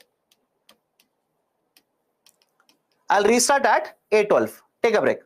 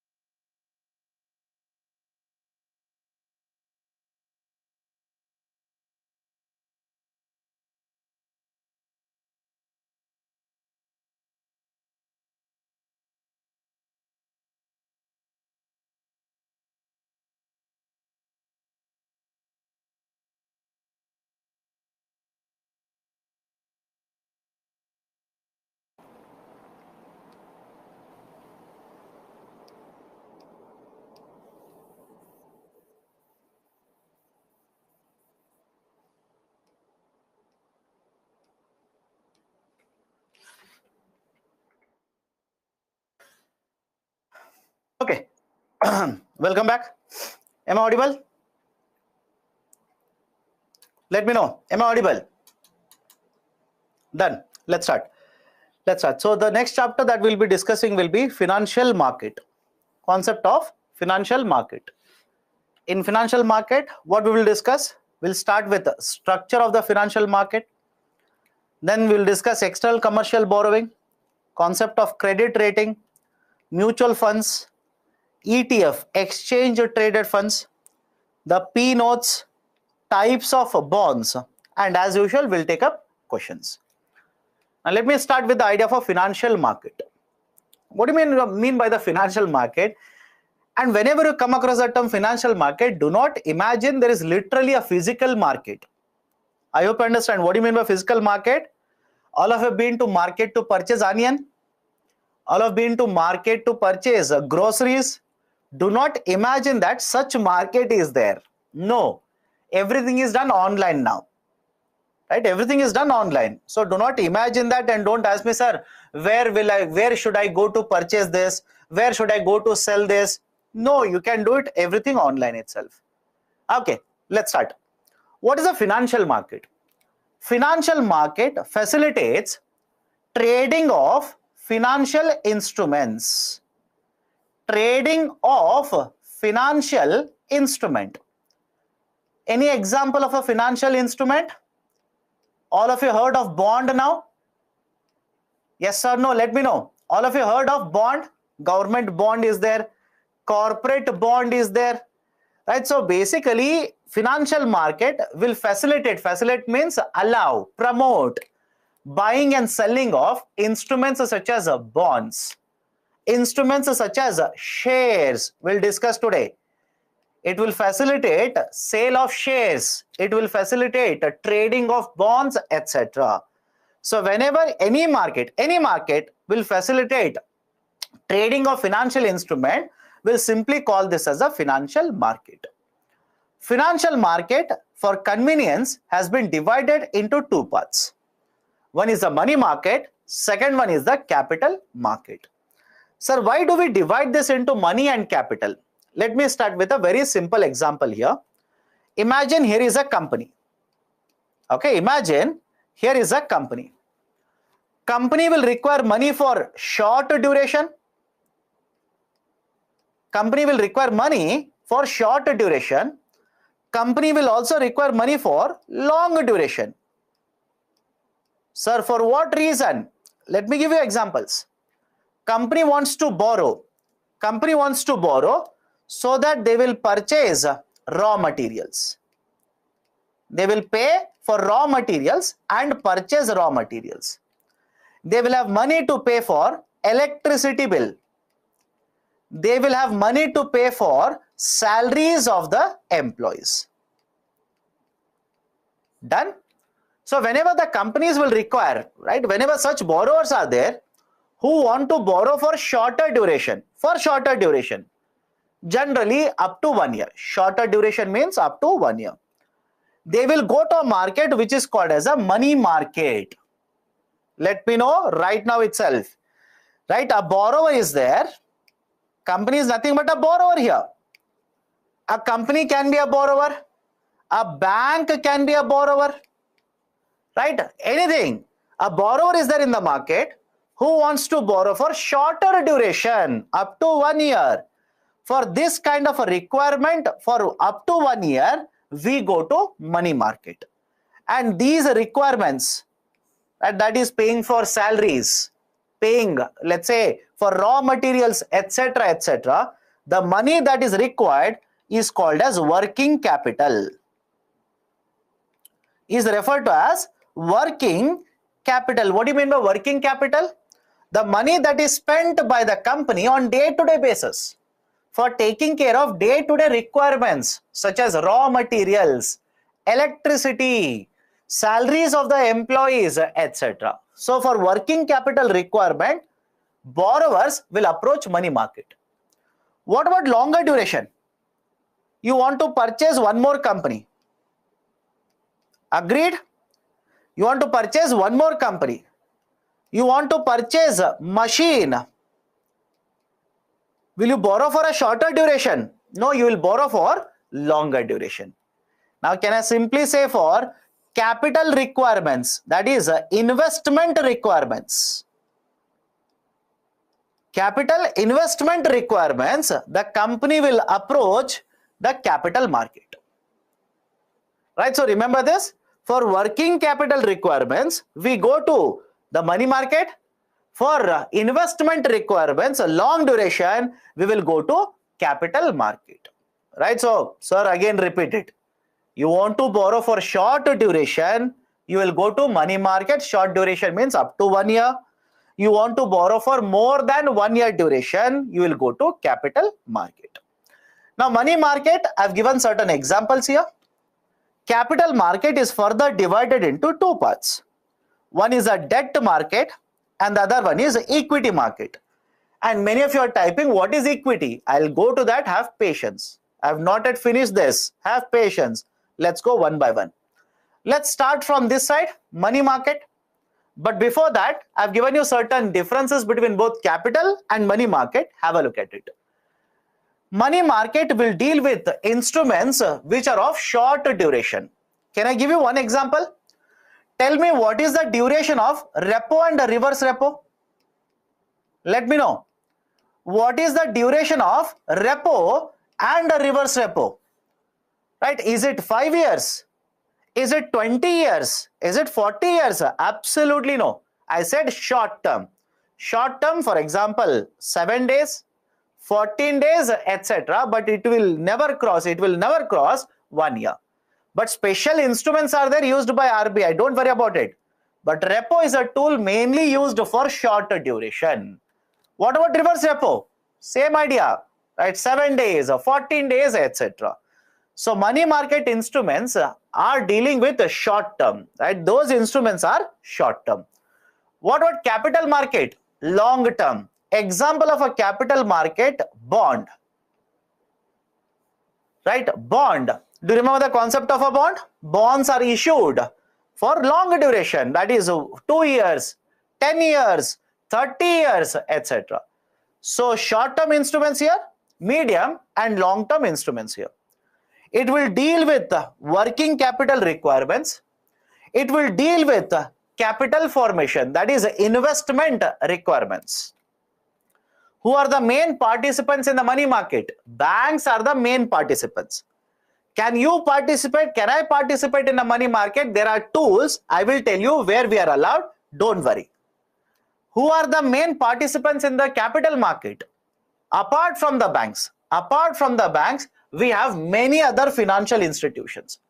For example, insurance companies, mutual funds, investment funds, brokerage firms. Lot of participants are there in the capital market. What about general public, individuals? Right? In case of money market, very, very little presence is there. Very few of the instruments we are allowed. I will give you examples, have patience.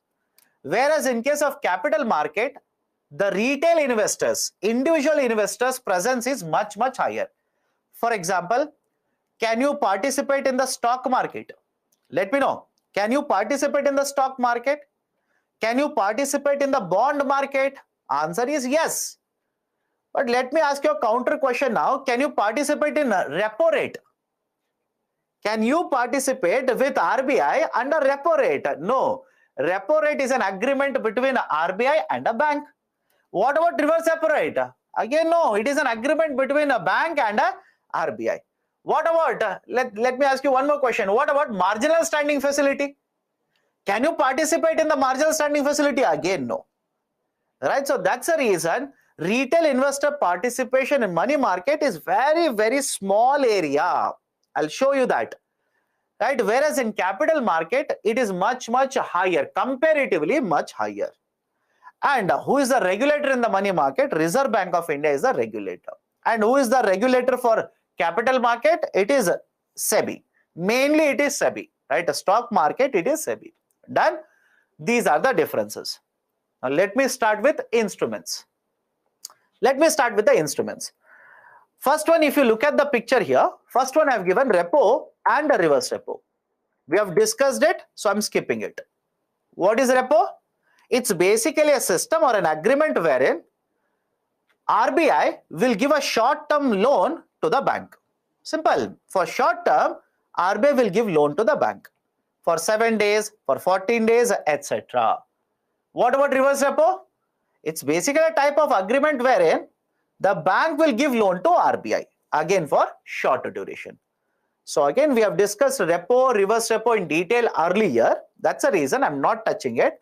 Let me start with the second one directly. Let me start with second one directly. 2, 3, 4 and 5. Let me start with call money market. Now, what is this idea of a call money market? Right, have a look at this idea of a call money market. Whenever one bank will lend to another bank. I repeat, whenever one bank will lend to another bank, either for 1 day or for 7 days or for 14 days, this market is called as call money market. Any difficulty? Let me know now. Right? One bank is giving a loan to another bank. Sir, why is the second bank taking a loan? It could be falling short of money. Simple. It is falling short of money. They are supposed to maintain certain, let's say, SLR, but they don't have money, so they will take a loan and maintain SLR. They are supposed to hold a certain amount of cash, right? But they are falling short. They will borrow from another bank, maintain cash. So there are multiple reasons why second bank will borrow from the first bank. So whenever you are talking about interbank, is it okay? I'll use a term here. Whenever you are talking about interbank lending and borrowing, this is basically called as call money market. This is referred to as call money market. Sir, why they are borrowing the another bank? Why not with RBI? My dear, you tell me, should RBI keep on lending unlimited amount of money to a bank? We have discussed this, by the way, but since you are asking me, I am asking a question. How many of you think RBI should keep on giving loans without any limitation to the bank? Let me know if there is anyone who says yes. Right? And if you say yes, be ready for another question. Then what will you do if the bank fails? Right? So that's the reason there are limitations. RBI has imposed limitations on lending activity. So one bank will borrow for a very short duration, 1 day, 7 days or 14 days.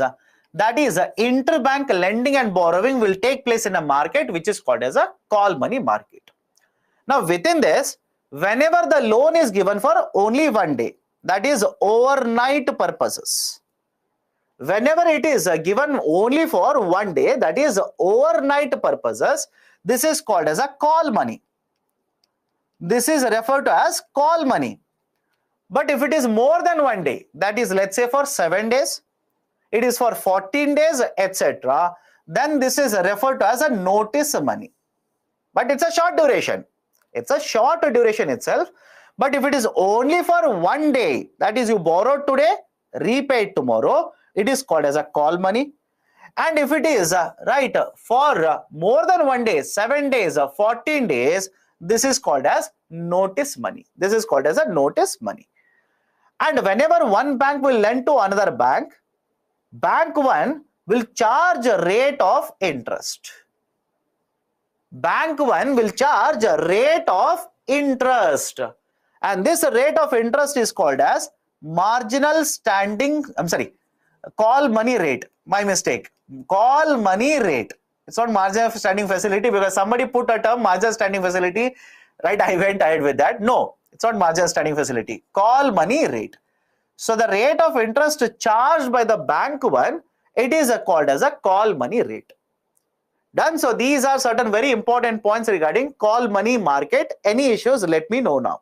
Is it similar to MSF? It's not exactly the same as MSF because in MSF, RBI will give loan to the bank. But here, one bank will give loan to another bank. That is basically the idea of a call money market. Okay. Okay, done. This is the first tool. Second tool, in fact, call money market. What will the company do? I'll come to that. Don't worry. Right? This is where companies will come. Have a look at this.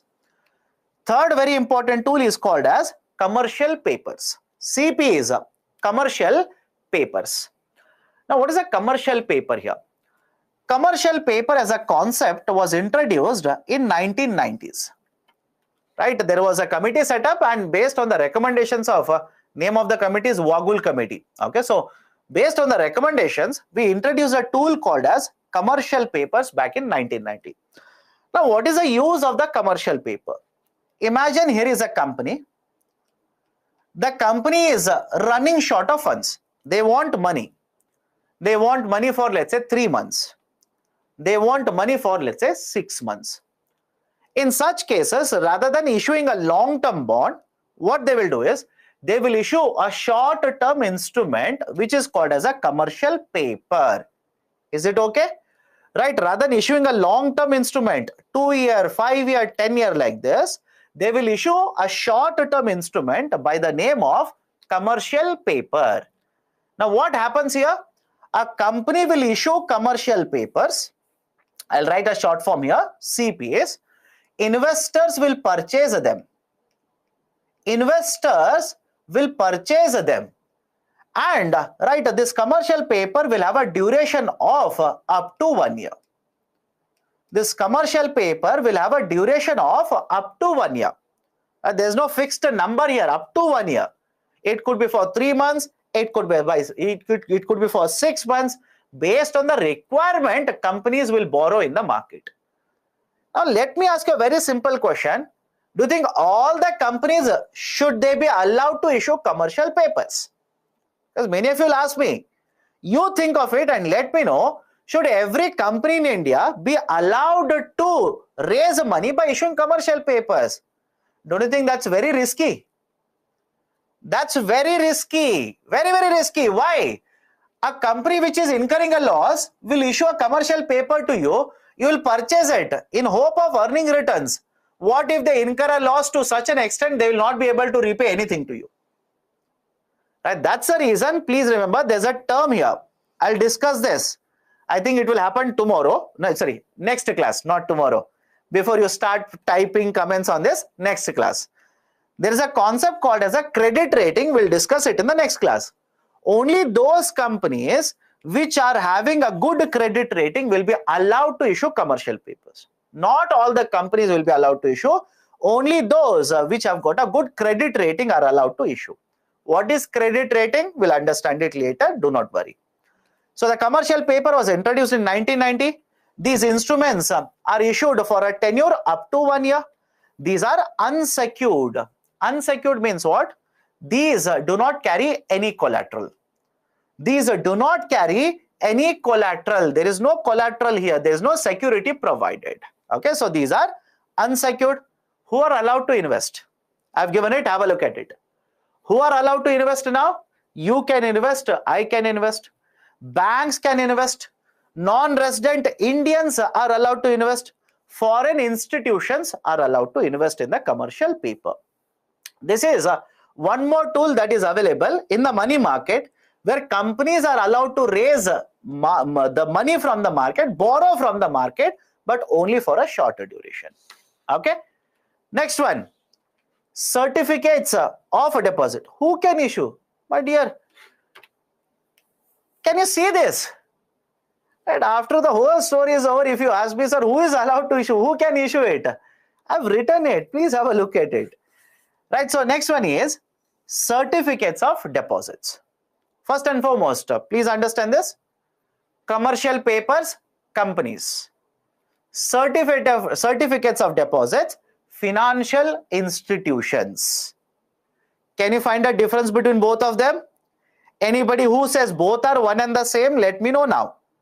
Right, so commercial papers, companies, certificates of deposits, financial institutions. Sir, what kind of financial institutions? NABARD, Exim Bank, right? Other scheduled commercial banks, etc. So certificates of deposits are allowed to be issued by financial institutions. Okay. Point number one. Point number two. These are short term in nature. These are short term in nature, 3 months, 6 months, etc. But again, up to 1 year. Sir, why are these institutions, right, issuing these instruments? The institutions might be falling short of deposits. Institutions might be falling short of funds for working capital requirement.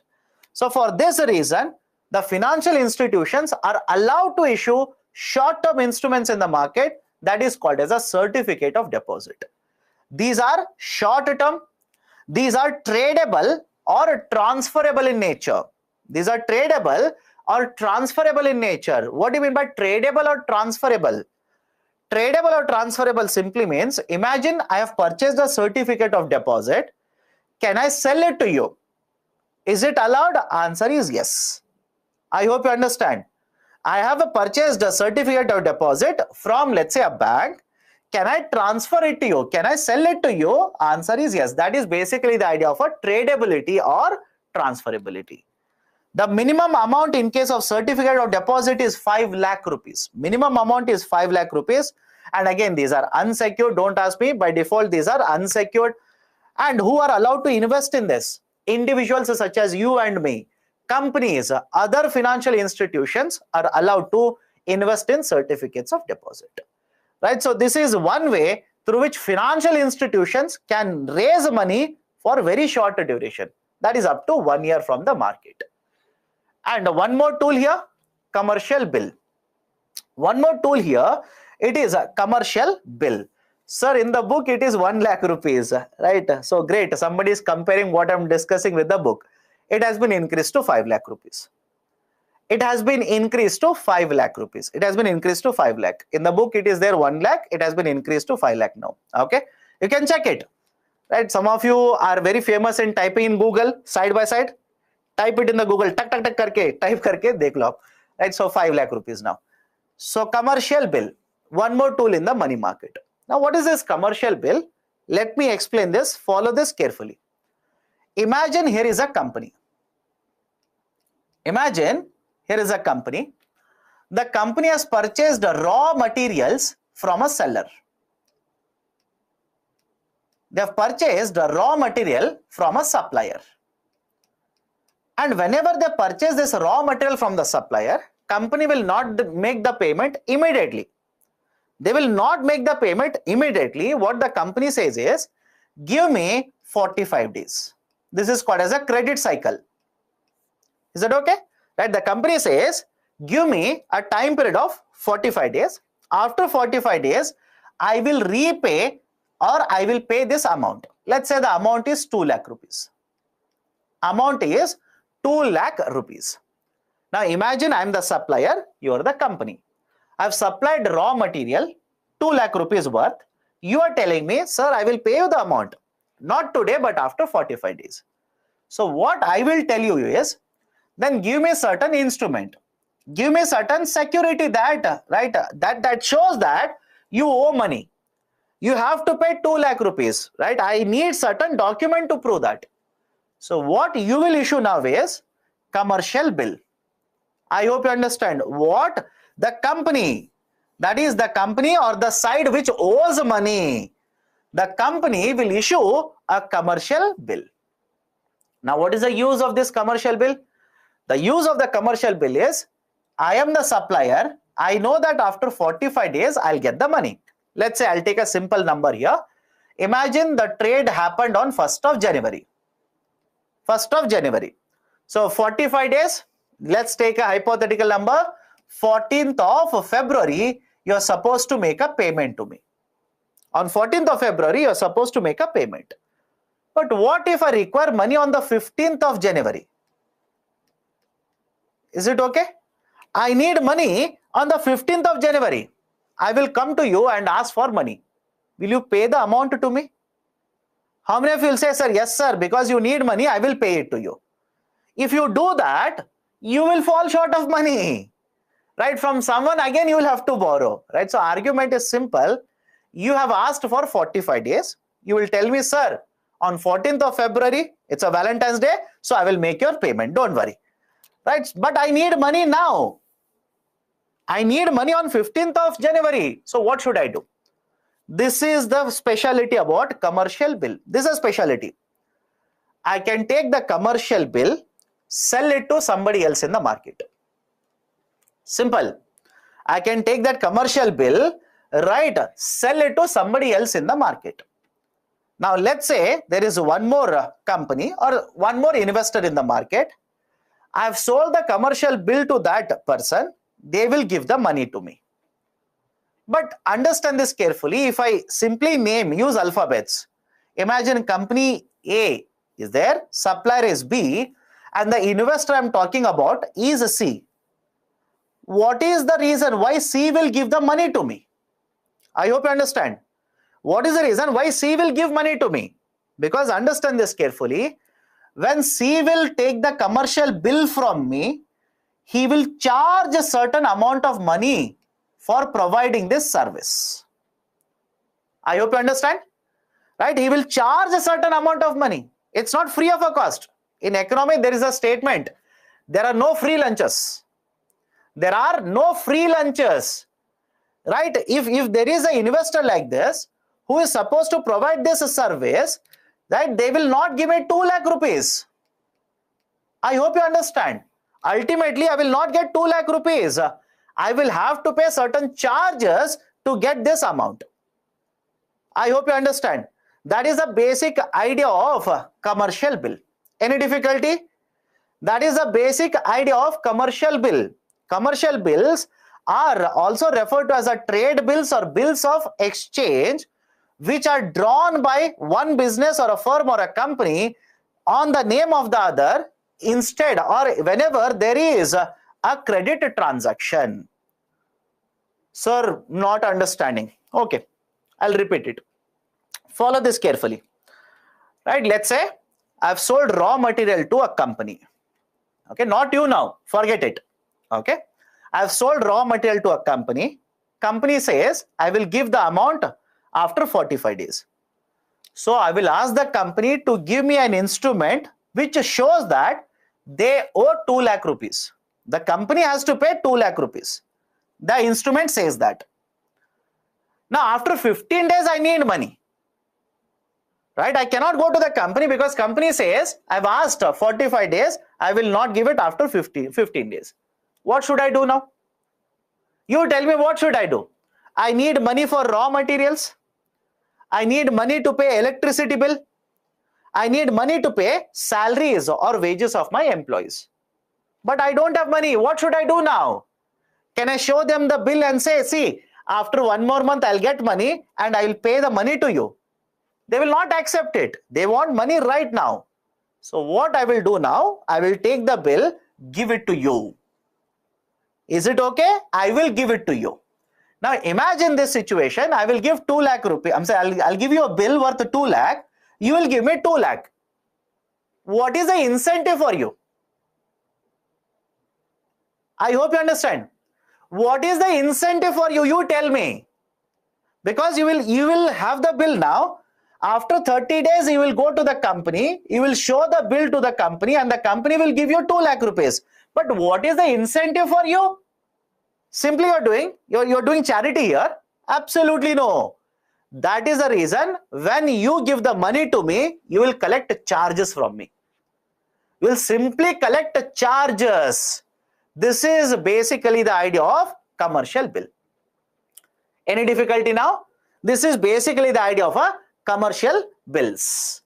Right? Our short-term instruments are generally issued, right, for 90 days. These are tradable and banks do provide credit on this, which is called as a bill discounting.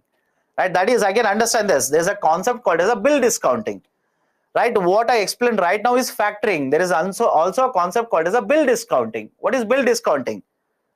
I have a commercial bill. Value is how much? 2 lakh rupees. Company after 30 days, right? That is, let's say after 15 days plus 30 days. Another 30 days, company will pay me 2 lakh rupees. But I need money. One option that is available to me is I'll take the bill, go to a bank, show the bill to them, take a loan. Take a loan from them. That is basically a concept of bill discounting. Okay? Right? So this is the idea of a commercial bill. Now, let me show you one current affairs point here.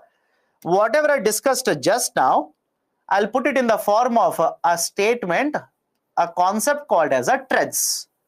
What is this TREDS? Trade receivable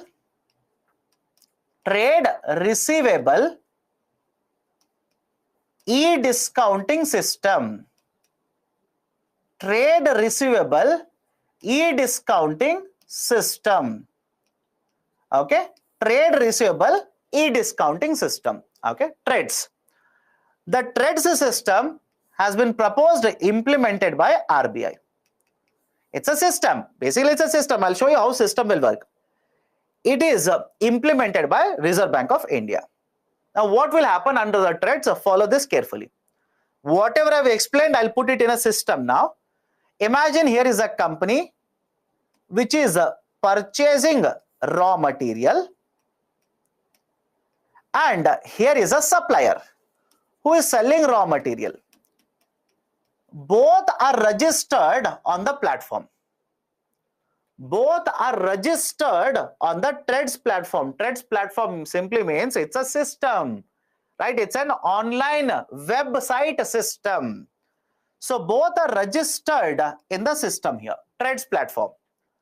Now, company will purchase the raw material, issue a bill online, issue the receipt online, issue this particular bill online. And what is the value of the bill? 2 lakh rupees.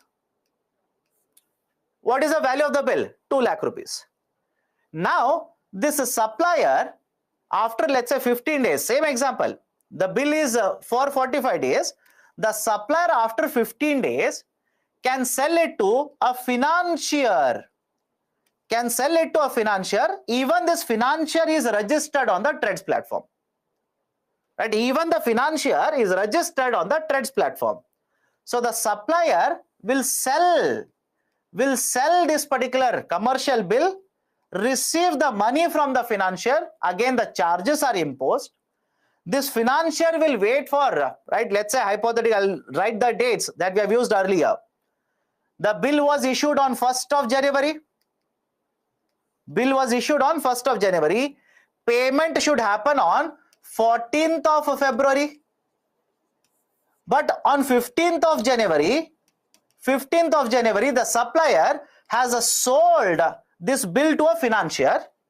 Now the financier will pay the money, of course, impose and collect certain charges from the supplier, hold the bill till 14th of February. On 14th of February, the financier will present this bill to the company, and the company will pay 2 lakh rupees to the financier.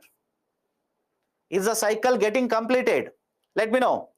Is the cycle getting completed? Cycle starts with the point number 1, supplier selling raw material and the company issuing a commercial bill. Step 1. You will get the money on 14th of February, but you want the money on 15th of January. So what you will do? You will sell the bill to a financier, collect money from the financier. What is the advantage for the financier? Financier will impose and collect charges from the supplier. Right? It will impose the charges on the supplier.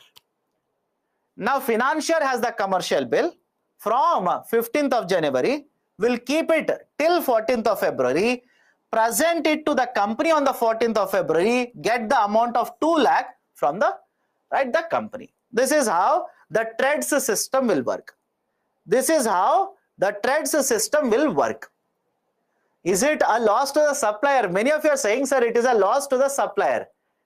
Right? Now, let's assume you are the supplier. Think of it and answer to my question. You are the supplier. You need money to pay electricity bill. You need money to pay wages to your employees. What is your alternative? Let me know. What is your alternative? You are saying, sir, this is a problem. I will not follow this. What is your alternative? You will say, right? Some of you are saying, I expected this answer. Sir, I will go to a bank. How many of you think bank will give you the loan within 1 day like this?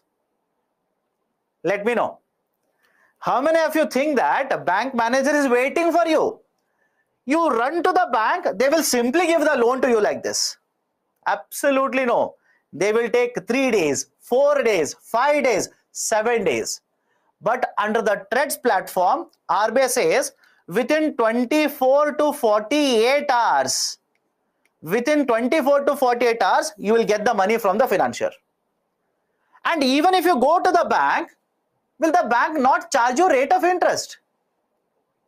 I hope you understand. Even if you go to the bank, will the bank not charge you rate of interest? How many of you think simply the bank will give you right amount without charging any rate of interest? So argument is simple. Either you go to the bank or to the TRED system, you will have to pay rate of interest. You will have to bear the burden of charges. But the advantage under the TRED system is you will get it within 24 hours to 48 hours. Very quickly the amount is transferred to the company. I hope you understand. Why should the supplier pay charges? My dear, you are supposed to receive 2 lakh rupees. Why will the company pay charges? Because you need 2 lakh rupees. Does it not make sense to you? You are supposed to receive 2 lakh rupees. Why will the company pay charges on your behalf? In what world do you think that is correct? Company says, I will give you after 45 days. You wait for 45 days, but you are not ready to wait for 45 days. So is it a problem of the company or the supplier? I hope you understand. Is it a problem of the company or the supplier? It is supplier problem. Why will the company pay charges? I hope you understand. Right? So this is how TREDS system will work. Is it okay? Right? This is how the TREDS system will work. Raw materials are purchased by companies, so they should pay. You want to, right, understand this. You want to have a system wherein you will purchase the raw material today and make the payment today. Does it make sense to you? Let me see. You want a system wherein, sir, company is purchasing raw material, so company should pay the money to the right supplier. It simply means, according to you, company has purchased raw material today, they should pay the money today itself. No, that is not how the market will work. If you say, yes sir, they should do it, trust me, you will not survive in the market. You will not survive in the market. I'll give you guarantee regarding that. You will not be able to survive in the market. Why? Company has purchased, let's say I'm the manufacturer, you are selling it to me. I'm manufacturing this pen. You will sell plastic to me. You want me to make a payment today itself. Where is the money with me to make the payment? You tell me. Where is the money with me to make payment? Does it not make sense for me to purchase raw material first, manufacture pen, sell the pen, get the money, then make your payment? Right? So that's the reason you will not be able to survive in the market, and this is how market works. Whether you like it, don't like it, sir, this is very cruel. My dear, it is capitalism. Right? I hope you understand. It is capitalism. Right? In capitalism, this will happen. This is bound to happen in capitalism. Why? Every one of us is working for profits. I hope you understand. Every one of us in capitalism is working for profits. There is no free lunch in the economy. Okay. Now money market is done. All the instruments in the money market I've covered. Repo and reverse repo, call money market, commercial papers, certificate of deposit, as well as commercial papers. Come to the other side. Capital market. Come to the other side. Capital market. In capital market, we have divided the capital market into two parts. The debt market as well as equity market. Why? What is the basic idea here? Here is a company. Let's say here is a company. The company wants to raise money from the market, collect money from the market. Now understand this. This money requirement is for long duration. There are two methods. There are two ways, right, through which you can raise the money. One, you can go to the debt market, or you can go to equity market. Sir, what is the basic idea for debt? What is the basic idea for equity? Whenever company will borrow, underline the term. Whenever the company will borrow by issuing instruments in the market, can I simply say there is a debt on the company? Let me know. Right? Whenever a company will issue instruments and borrow, can I say there is a debt on the company? That is, there is a liability of payment. Right? This is called as a debt market. Right? So the market where the company will issue instruments, borrow money, that market is called as a debt market. Any difficulty? Any difficulty? Please do let me know now. Right? So a market where instruments are issued, company will borrow, that is called as a debt market. Come to the other side, equity market. What is equity market? In the equity market, the company will not be borrowing, rather company will be issuing certain instruments. Company will be issuing certain instruments where it will be selling its ownership. Company will be issuing certain instruments offering ownership to the investors. Right? Can I give you example? Shares. How many of you heard of this? Shares. Right? So shares, do you think if you purchase a share of a company, how many of you think company is borrowing money from you? Think of it. Adani company, right? Or let's say Zomato, or let's say Paytm, whatever it is, you have purchased the share of a company. You think company is under a liability to pay your money back? Absolutely no. Company is not under a liability here. Please understand. Company is not under a liability in the equity market, whereas company is under the liability of debt market. Okay, so that is a basic difference between the debt market as well as equity market. Then let me enter into the details of debt market. What kind of instruments are there in the debt market? Let's start. Right, let's start now. In the debt market, we have bonds. We have bonds. Sir, but money market also creates liability. My dear, you are not listening. What is the reason you will go to capital market? Listen to the lecture first. If you don't listen to the lecture, everything is confusing then. I told you in the money market, they will go for short term, and in the debt market, they will go for long term. Now the question is, sir, if there is a liability, why have you not written it under money market? It simply means you are not listening to the lecture. And I don't understand. Okay. So in the debt market, what will happen? You want to borrow for longer duration. In money market, you want to borrow for shorter duration. That's the reason there are two types of markets here. Okay, so have a look at this. In the debt market, company will borrow, but longer duration. In the equity market, company will not borrow. Company is not borrowing here. Company is selling ownership and collecting money. And if the company is selling ownership, do you think the company is coming under liability? Absolutely no. Company is not under liability in the equity market. Right? Any problem with this? Any problem with this? So debt, equity, and money. Let me enter into the debt market. Right? In the debt market, sir, audio is not clear. Anybody else who is facing an audio issue?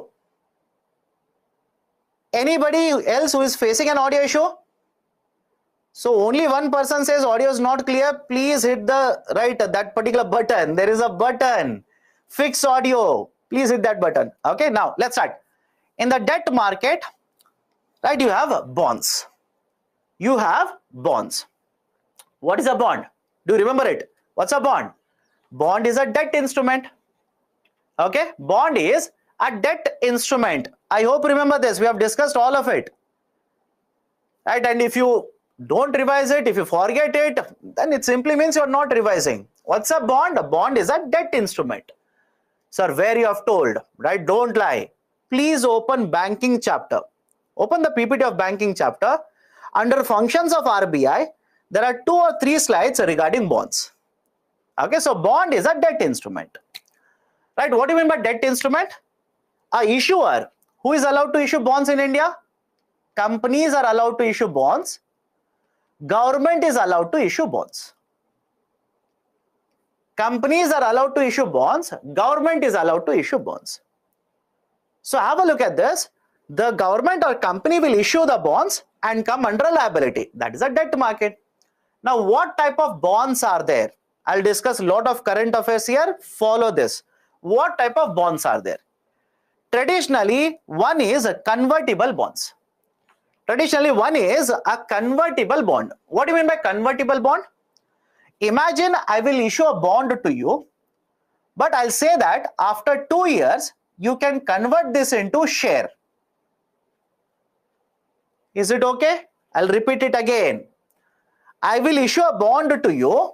After 2 years, I am giving you an option to you. I'm giving an option. You can convert this bond into share. Can I call this as a convertible bond? Let me know. Can I call this as a convertible? Convertible means what? From bond to other type of instrument, you are allowed to convert it. That is called as a convertible bond. Second, non-convertible bonds. Non-convertible bonds. What is the idea of a non-convertible bonds? Right, the idea of a non-convertible bonds is, in case of these bonds, they are issued in the form of bonds, and throughout the maturity, they will remain only as bonds. For example, right, what about government bonds of 5 years? What about government bonds of 5 years? Do you think government will allow you to convert into shares? No. Government says, I have issued this as a bond, keep it for 5 years, annually I'll give you interest. After 5 years is over, give me the bond, I will give you principal amount. Right, so whenever the bonds are issued and these are not allowed to be converted into any other type of instrument, these are called as non-convertible bonds.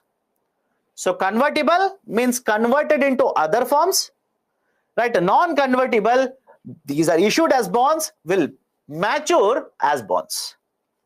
Third one, zero coupon bond. Third one is zero coupon bonds. Now, what is a zero coupon bonds? Understand this very carefully. Slightly technical. Understand this. First and foremost, what do you mean by coupon? What do you mean by coupon? Can I say interest rate? What do you mean by coupon? Interest rate. And if I say zero coupon bonds, what does it mean? Interest rate on the bonds is zero. Is it okay? Interest rate on the bonds is zero. Now, point number 2, right? Follow this and answer to my questions. If a issuer, let's say government has issued a bond, they will have to calculate the coupon amount. On what they will calculate the coupon amount? Will they calculate the coupon amount on the face value, or will they calculate the coupon amount on the market price? Right, we have discussed all of this. Right, don't make a mistake here. Right, whenever the government or any corporate entity has issued a bond, the coupon amount is calculated on what? It is calculated on face value. Right? Or 3 people are saying market price. How, my dear? It is not on market price. It is on face value. We have discussed all of this. Right? It's as if introducing everything for the first time. No. We have discussed all of this. Right? So it is on face value. So where you have discussed.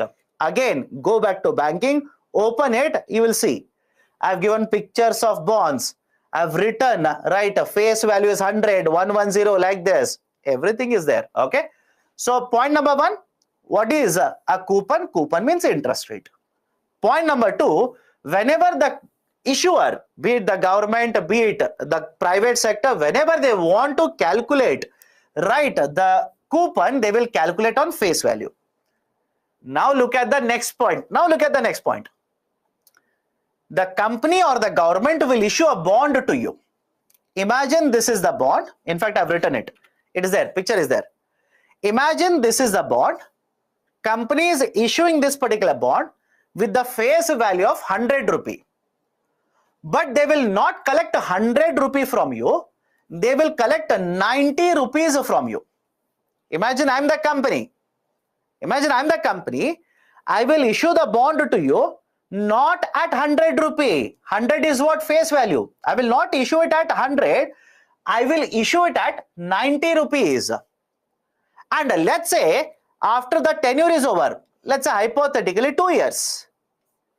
After the tenure is over, I will simply repay face value to you. Is it okay? Go step by step. Step 1, I am issuing a bond whose face value is 100. I will not collect 100 rupees from you. I will collect 90 rupees. Can I call this 90 rupee as a discounted price? Let me know. Can I call this 90 rupee as a discounted price? What do you mean by discount? Lower than the value. If the value is 100, I'm not collecting 100. I'm collecting less than 100 rupee. Discounted price. And after the maturity is over, I will simply give you face value of the bond. That is 100 rupees. So what is happening here? Rather than issuing at face value, then paying interest to you. Normally what will happen? I will issue at face value and I'll pay interest on this. In the zero coupon bonds, these are not issued at face value. These are issued at discounted value. And after the maturity period is over, I will simply give you face value. It's not that you're not earning anything here. Do not be confused here. It's not that you're not earning anything. You are earning 10 rupee. I hope you understand. You are paying 90 rupee, you are earning 10 rupee. But tell me, is there any coupon calculated here? Let me know. Is there any coupon calculation done here? Coupon calculation is not done. Right? You have borrowed 90, you are repaying 100. So there is no coupon. That's the reason these are called as zero coupon bonds. Is it okay? That's the reason these bonds are referred to as zero coupon bonds, ZCBs, zero coupon bonds. Any difficulty in this? Sir, why are they issuing zero coupon bonds? Is there a demand for this? Of course, yes. As an investor, I hope you understand. As an investor, you should be worried whether you are going to get returns. Are you getting returns here? Point number 1. Are you getting returns? Right answer is yes. Second one, can I simply say if you purchase a zero coupon bond, if you purchase a zero coupon bond, there is a guaranteed return to you. Let me know. I'll repeat a statement here. If you purchase a zero coupon bond, there is a guaranteed return that you are going to earn. Now, what if you are planning what to do after retirement? Think of this. Right? Are there demand for this? Of course, yes, there is a demand for these kind of bonds. Why? You are basically planning how much money you should have after retirement. You tell me what makes sense to you. Investing in a bond where you do not know what will be the price, how much returns you are going to get, or in a bond where you know you are going to get 100 rupees after retirement. Does it make sense or not? So generally these kinds of bonds are, right, there are investors for this. Why there are investors? They do not want to take any kind of risk. They do not want to be worried about market, etc. They simply want to be worried about fixed amount of money. They should get amount of money that is fixed. That is the reason for such a type of investors, we have zero coupon bonds. Right? And I hope you understand. Right? I hope you understand. Zero coupon is a concept. Right? I hope you understand this. Zero coupon is a concept. Zero coupon simply means, right, the interest rate is zero. Right? We are issuing at a lower price and we are paying the face value of it. I'm not able to understand why after 2 years company returns 100 rupees. My dear, the company says, I will give you 100 rupees after the tenure is over. 2 year is a tenure. I hope you understand. 2 year is a tenure of the bond. Maturity period of the bond. Sir, only 10 rupees. Then change. Make it 80 rupees. You will get 20 rupees coupon. Or 20 rupees interest in simple terms. Right? So again, don't worry about numbers here. Worry about concepts. Worry about concept. Don't worry about numbers. Sir, why 100 only? Why 90 only? That's not the requirement. What is the requirement? The issuer will issue the bond at a discounted price. And upon maturity, they will give you, right, the face value of the bond. That is the concept to focus on that. Can banks issue convertible bonds? Yes, they can issue. They can issue. Right? The banks can issue, companies can issue, right? Anybody can issue. Okay. In fact, think of it and let me know. What about additional tier 1 bonds? Are they convertible? I hope you understand. Right? Think of it and let me see whether you're reading newspapers or not. What about additional tier 1 bonds? Are they convertible? My dear, yes. You're not reading. You're not even listening to my lectures then. Did I discuss COCOs with you?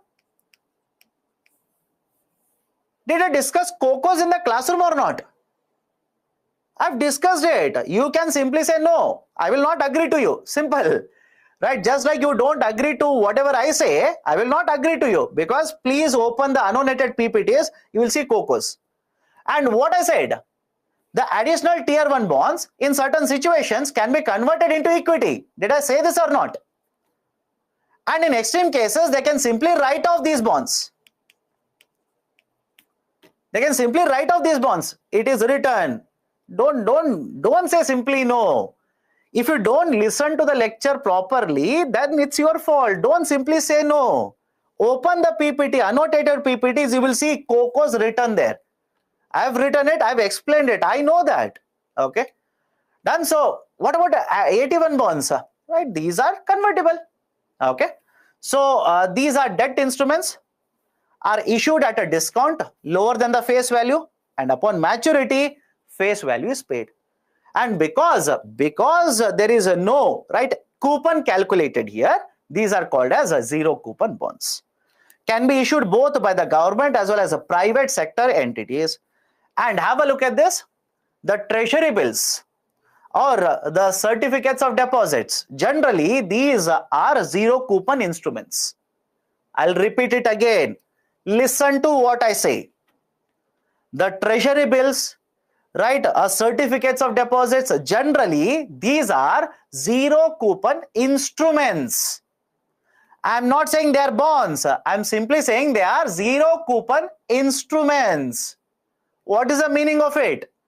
They are issued, for example, a treasury bill of a face value 100 rupee is issued at 90 rupees. Is issued at 90 rupees. And upon maturity, government will pay 100 rupees to the, right, investor. Okay. So this is basically the concept of zero coupon bonds. Right? So one type of a bond, zero coupon bond. Next one. Sir, is zero coupon bond both risk-free on the market price changes with the demand of bond? Right? Generally, yes. Right? Because understand this, these kinds of bonds, people will purchase and hold on till maturity. They'll hold on till maturity because they want to, right, get fixed amount of money. Right? Those kind of long-term investors, long-term investors generally invest in zero coupon bonds. Okay. Last point. The treasury bills are issued as zero coupon instruments. Again, I'll repeat it. Zero coupon is a concept. Right? Is it okay with all of you? Listen to my lecture. Zero coupon is a concept. Right, sir? What do you mean by concept here? Any instrument which is issued at lesser than face value, upon maturity, if a face value is given, these are referred to as zero coupon instrument. Treasury bills are zero coupon instruments. Okay, done.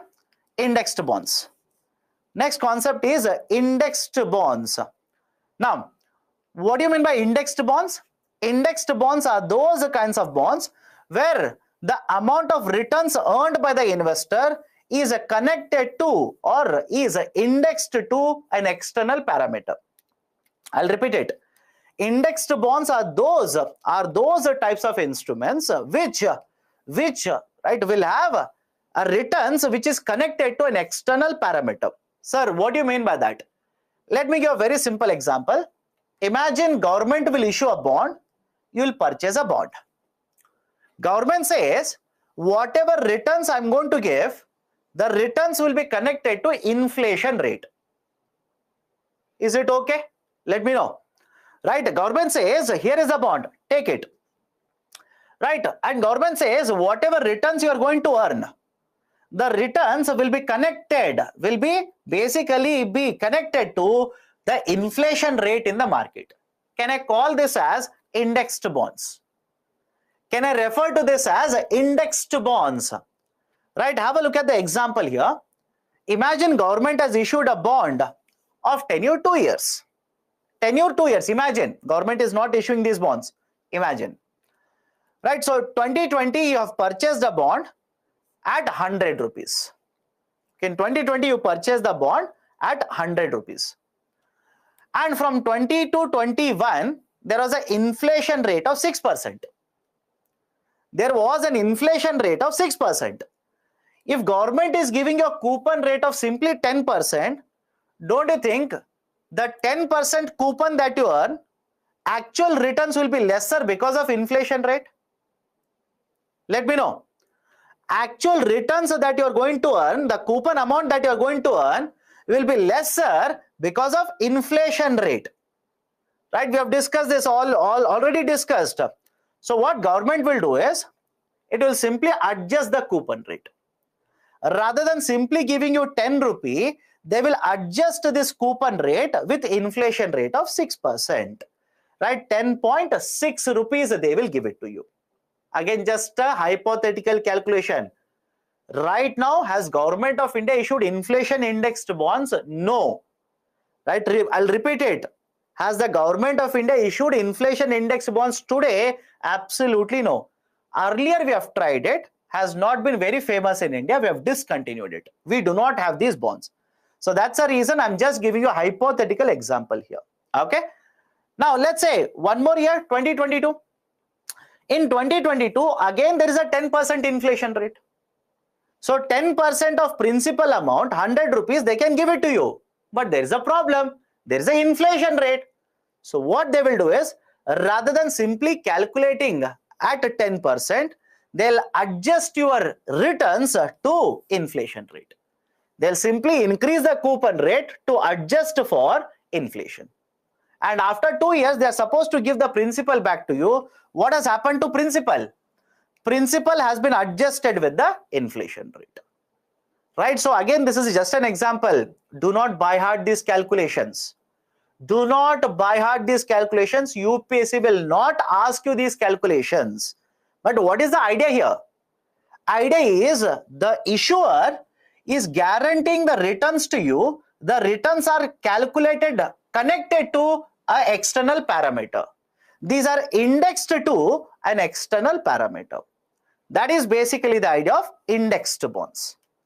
Right? That is basically the idea of indexed bonds. Now let me ask you a simple question. Imagine you are the government.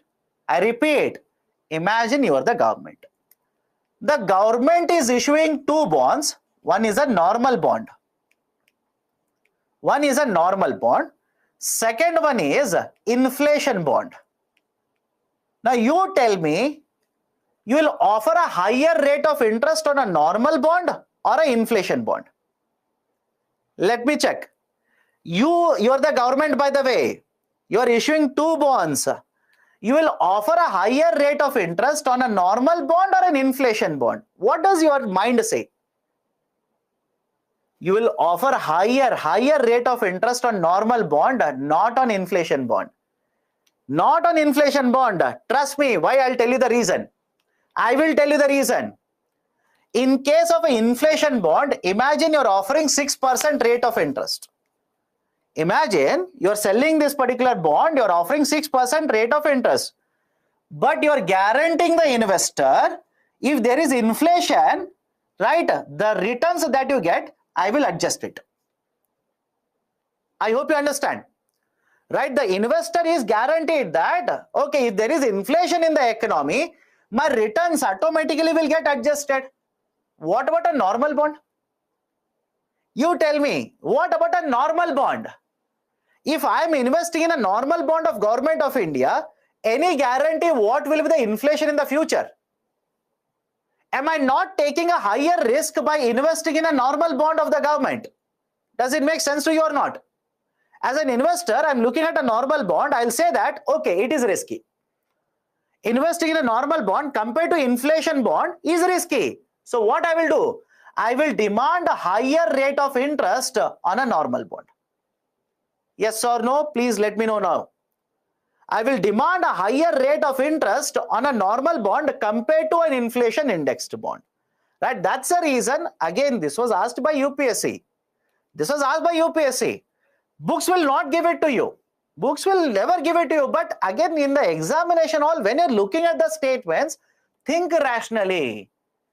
Right? Does it not mean from the investor side, when they will invest in a normal bond, they are taking a higher risk compared to inflation indexed bonds? So if you are taking a higher risk, will you accept if the rate of interest or the coupon rate on a normal bond is lower than inflation index bond? You will never accept it. Right, so you will demand a higher coupon rate. Right, this is the basic idea. Again, right, books will not give this to you, but please understand, apply the logic, you will understand it. Okay. Next one is sovereign gold bonds. SGB, sovereign gold bonds. Now, what is a sovereign gold bond? First and foremost, let's start with the basics. India is a major consumer of the gold. India is a major consumer of the gold. Any disagreement here? In fact, various newspapers will tell you, we are the second largest consumer of gold in the international market. But in case of India, most of the gold is not produced in India, we import it. We simply import it. So can I also now say, India is one of the largest importer of gold in the international market? Again, the answer is yes. So major importer, major consumer. Come to the third point. When you go to the shop and purchase a gold, will you be concerned about purity of the gold? I'll repeat it. When you go to the shop and purchase the gold, will you be concerned about purity of the gold? That is, you are purchasing, let's say, 22 carat or a 24 carat gold. You do not know what is the quality, what is the impurity within this. You do not know it. There's a concern. And let's say you purchase gold, keep it in the home, and you go to, let's say, tour. Half of the time, will you not be worried about safety of the gold? Let me know. Half of the time, will you not be worried about safety of the gold? Right? Has anybody broken into my home? Right? I'll keep on calling my neighbor and ask, right, sir, can you please check my home? Is the door open? Is the lock correct? Right? I'll ask my relatives, please, every day once, go to my home, check whether the lock is there or not, and come back. So understand the logic here. Government says, we are major importers. That's a problem because dollars will go out of India. Right? We are investing a lot of money on the gold. Rather than investing on the gold, let's say 1 lakh rupees, what if I keep it as a fixed deposit? Will it not lead to higher money multiplier? I hope you understand. Will it not lead to higher money multiplier? Third, customers are worried about safety of the gold. Fourth, they are worried about purity of the gold. Right? So these are some of the issues. So what is the solution to all of this? Government says, I've brought in a new concept, sovereign gold bond. Sovereign gold bond, a new concept of sovereign gold bond. Now, what is there in the sovereign gold bond? Point number 1. The price of the sovereign gold bond is connected to the price of the gold in the market. Is it okay? The price of the sovereign gold bond is connected to price of the gold in the market. Sir, what do you mean by that? Imagine today you will purchase 1 gram worth of sovereign gold bond. Is it okay? You will purchase 1 gram worth of sovereign gold bond. What does it mean? Whatever is the price of 1 gram gold in the market, the sovereign gold bond will carry the same price. Will carry the same price. Whatever is the price of the gold in the market, the sovereign gold bond will simply carry the same market price, which means the gold prices will go up, value of the sovereign gold bond will go up. If gold prices will go down, what will happen to value of sovereign gold bond? It will fall. Done? Right? So that is point number 1. Who are allowed to purchase it? You can purchase it, I can purchase it, Hindu undivided families can purchase it, etc., etc., etc. Right? So all of us can purchase this sovereign gold bond. Now you will ask me, sir, why should I invest in the sovereign gold bond? Point number 1. Will you be worried about purity of the gold if you purchase a sovereign gold bond? Let me know. Will you be worried about purity of the gold if you purchase a bond? No, because you are not purchasing gold here. You are not purchasing gold, you are simply purchasing one instrument whose price is connected to market price of the gold. So one, purity is never a problem here. Second one, what about safety? Many of you simply say, and I am pretty sure many of you would have got this doubt. Sir, what if I lose bonds? What if I end up losing shares? What if I lose bonds? What if I lose a sovereign gold bond? There is a solution to this. Solution is, you imagine that bonds and these instruments are physically present. Your imagination is that these bonds have physical paper-like structure. Answer is no. Right? I hope you understand. None of these instruments are physically issued. All of these are dematerialized. All of these are dematerialized. What do you mean by dematerialized? Digital copies are sent to you. Have you heard of demat accounts? Let me know. Have you heard of demat accounts? Right? You are supposed to open a demat account, and whatever bonds you purchase, these will be kept in a digital version of it in your demat account. Just for example, right? Just a similarity, have a look at this.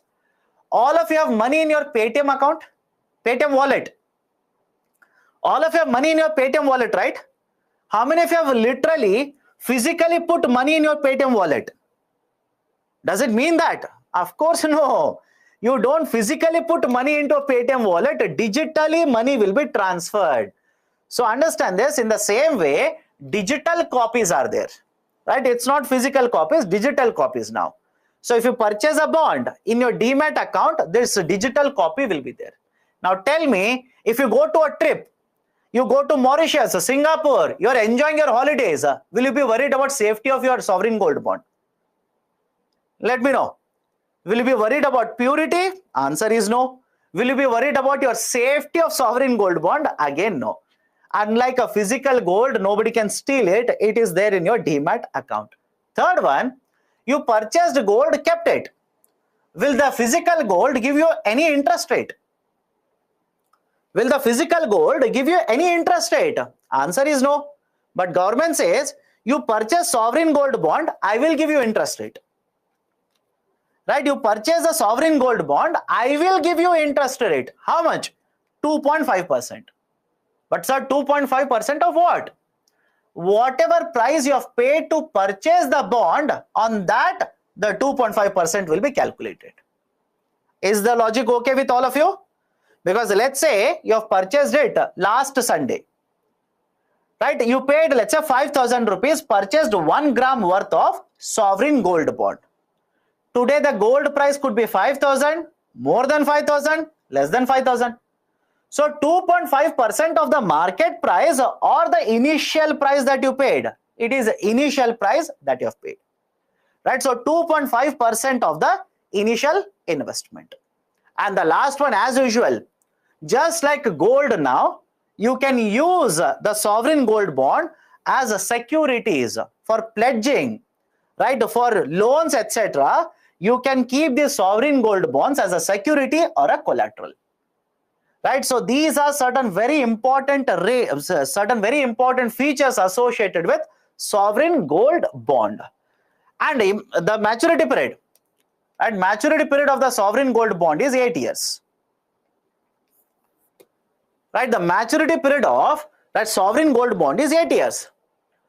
After the maturity period is over, imagine today is the eighth year completion. Today is 8 years, today it will get over.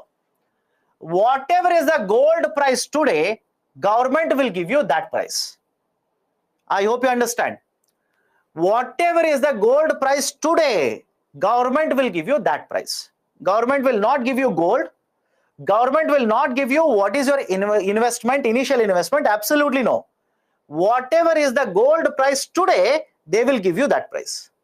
That is basically the concept of sovereign gold bonds. Now, compared to physical gold, right? Sovereign gold bonds provide a lot of benefits. I hope you understand. Right, sir, where should I purchase this? Have a look at this. Many of the banks, right, such as a private sector bank, public sector bank, if you have a bank account, please look at the mails that they send to you. Many of you will ignore it. Just like the mails that Byju's will send, you will ignore those also. If you have seen the mails that are sent by the banks to you, at least one of the mails in the last 3 to 4 months will be on sovereign gold bond. It will be on sovereign gold bond. Check it. Okay. Right. So sovereign gold bond, right? These are certain advantages. But again, right, are there any problems here? Of course, yes. If you purchase it for 5 years, you cannot do anything. There's a lock-in period of 5 years. Right. Lock-in period of 5 years. And so again, that is one problem. And second problem is Indians are fond of physical gold. I hope you understand. Indians are fond of physical gold. We are fond of physical gold. We want to wear chain. We want to wear ring. We want to wear necklaces. Can you wear a sovereign gold bond? Right? Let's say you have purchased 20 gram worth of sovereign gold bond. Your relative's marriage is there. Can you wear a sovereign gold bond and go to the marriage? Of course, no. Right? So we are fond of physical gold. That's the reason. Okay? Done. Explain fifth point. 1, 2, 3, 4, 5. That is whatever price you have paid. That is the initial investment to purchase the sovereign gold bond. On that, annually, you will get 2.5%. Annually, you will get 2.5%. Can gold bonds be transferable? These are tradable. These are tradable in the market. But after lock-in period is over, these are tradable. These are tradable in the market. Okay? Explain point 2. Invest in gold bond rather than physical gold. What is there to explain here? Government says rather than investing in the physical gold, that is, let's say gold chain, gold bar, etc., government says invest in sovereign gold bond. These are the advantages. That's a point 2. Okay. Can interest rate change? Generally, when they are issuing it, they will tell you what is the interest rate, and it is generally around 2.5%. Where can you sell? In the market. In the market, you can sell. Okay. Done. So we'll stop the discussion here. Any questions? Let me know now. National pension scheme follows zero coupon bonds. How? I don't know. Let me know. I don't think so. National pension scheme will follow zero coupon bonds because it's a investment vehicle. It's not a bond. National pension scheme is not a bond.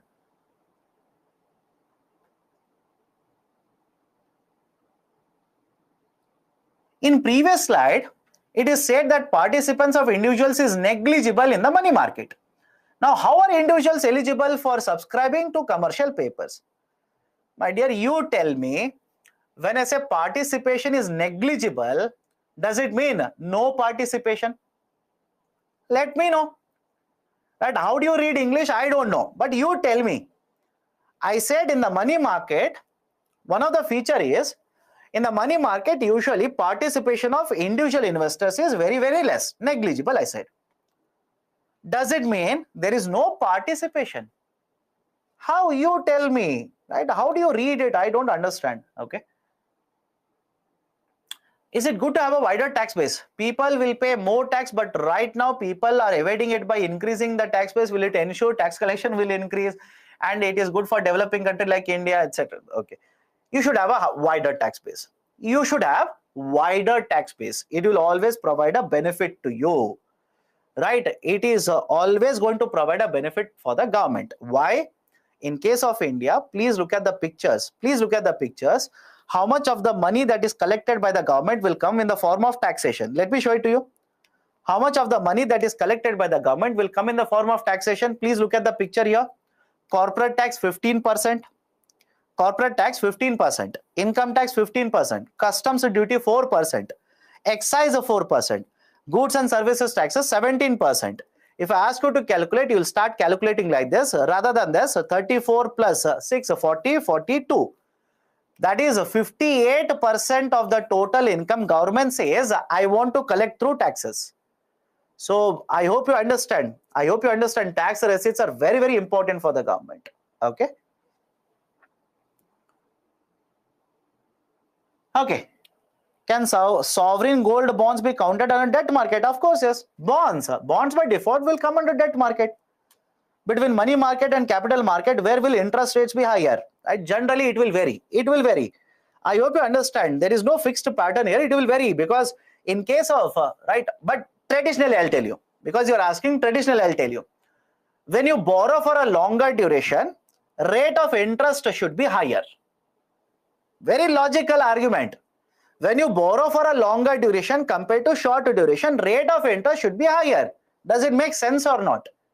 Sir, why? Why rate of interest on long duration should be higher? Because if you are giving a loan to me for 10 years, are you not taking a higher risk? Let me know.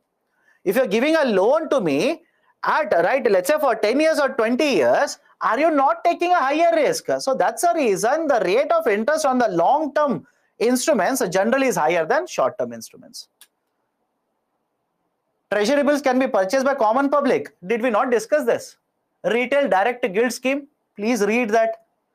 Sir, if we get interest of 2.5%, then after maturity period, how much we get?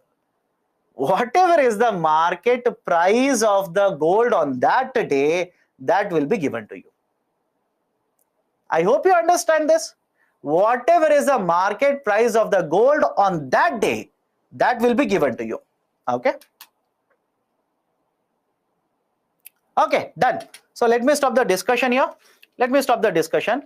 We'll continue with furthermore types of bonds. Right? There are many more other types of bonds. Right? So we'll discuss furthermore other types of bonds in the next class. Right? For example, there is a green bond, there is a masala bond, etc., etc. Right? So very novel types of bonds are there in the discussion. We'll discuss this. Then we'll enter into stock market. Right? We'll enter into stock market. Then we'll enter into other aspects of financial market. So that's it from my side then.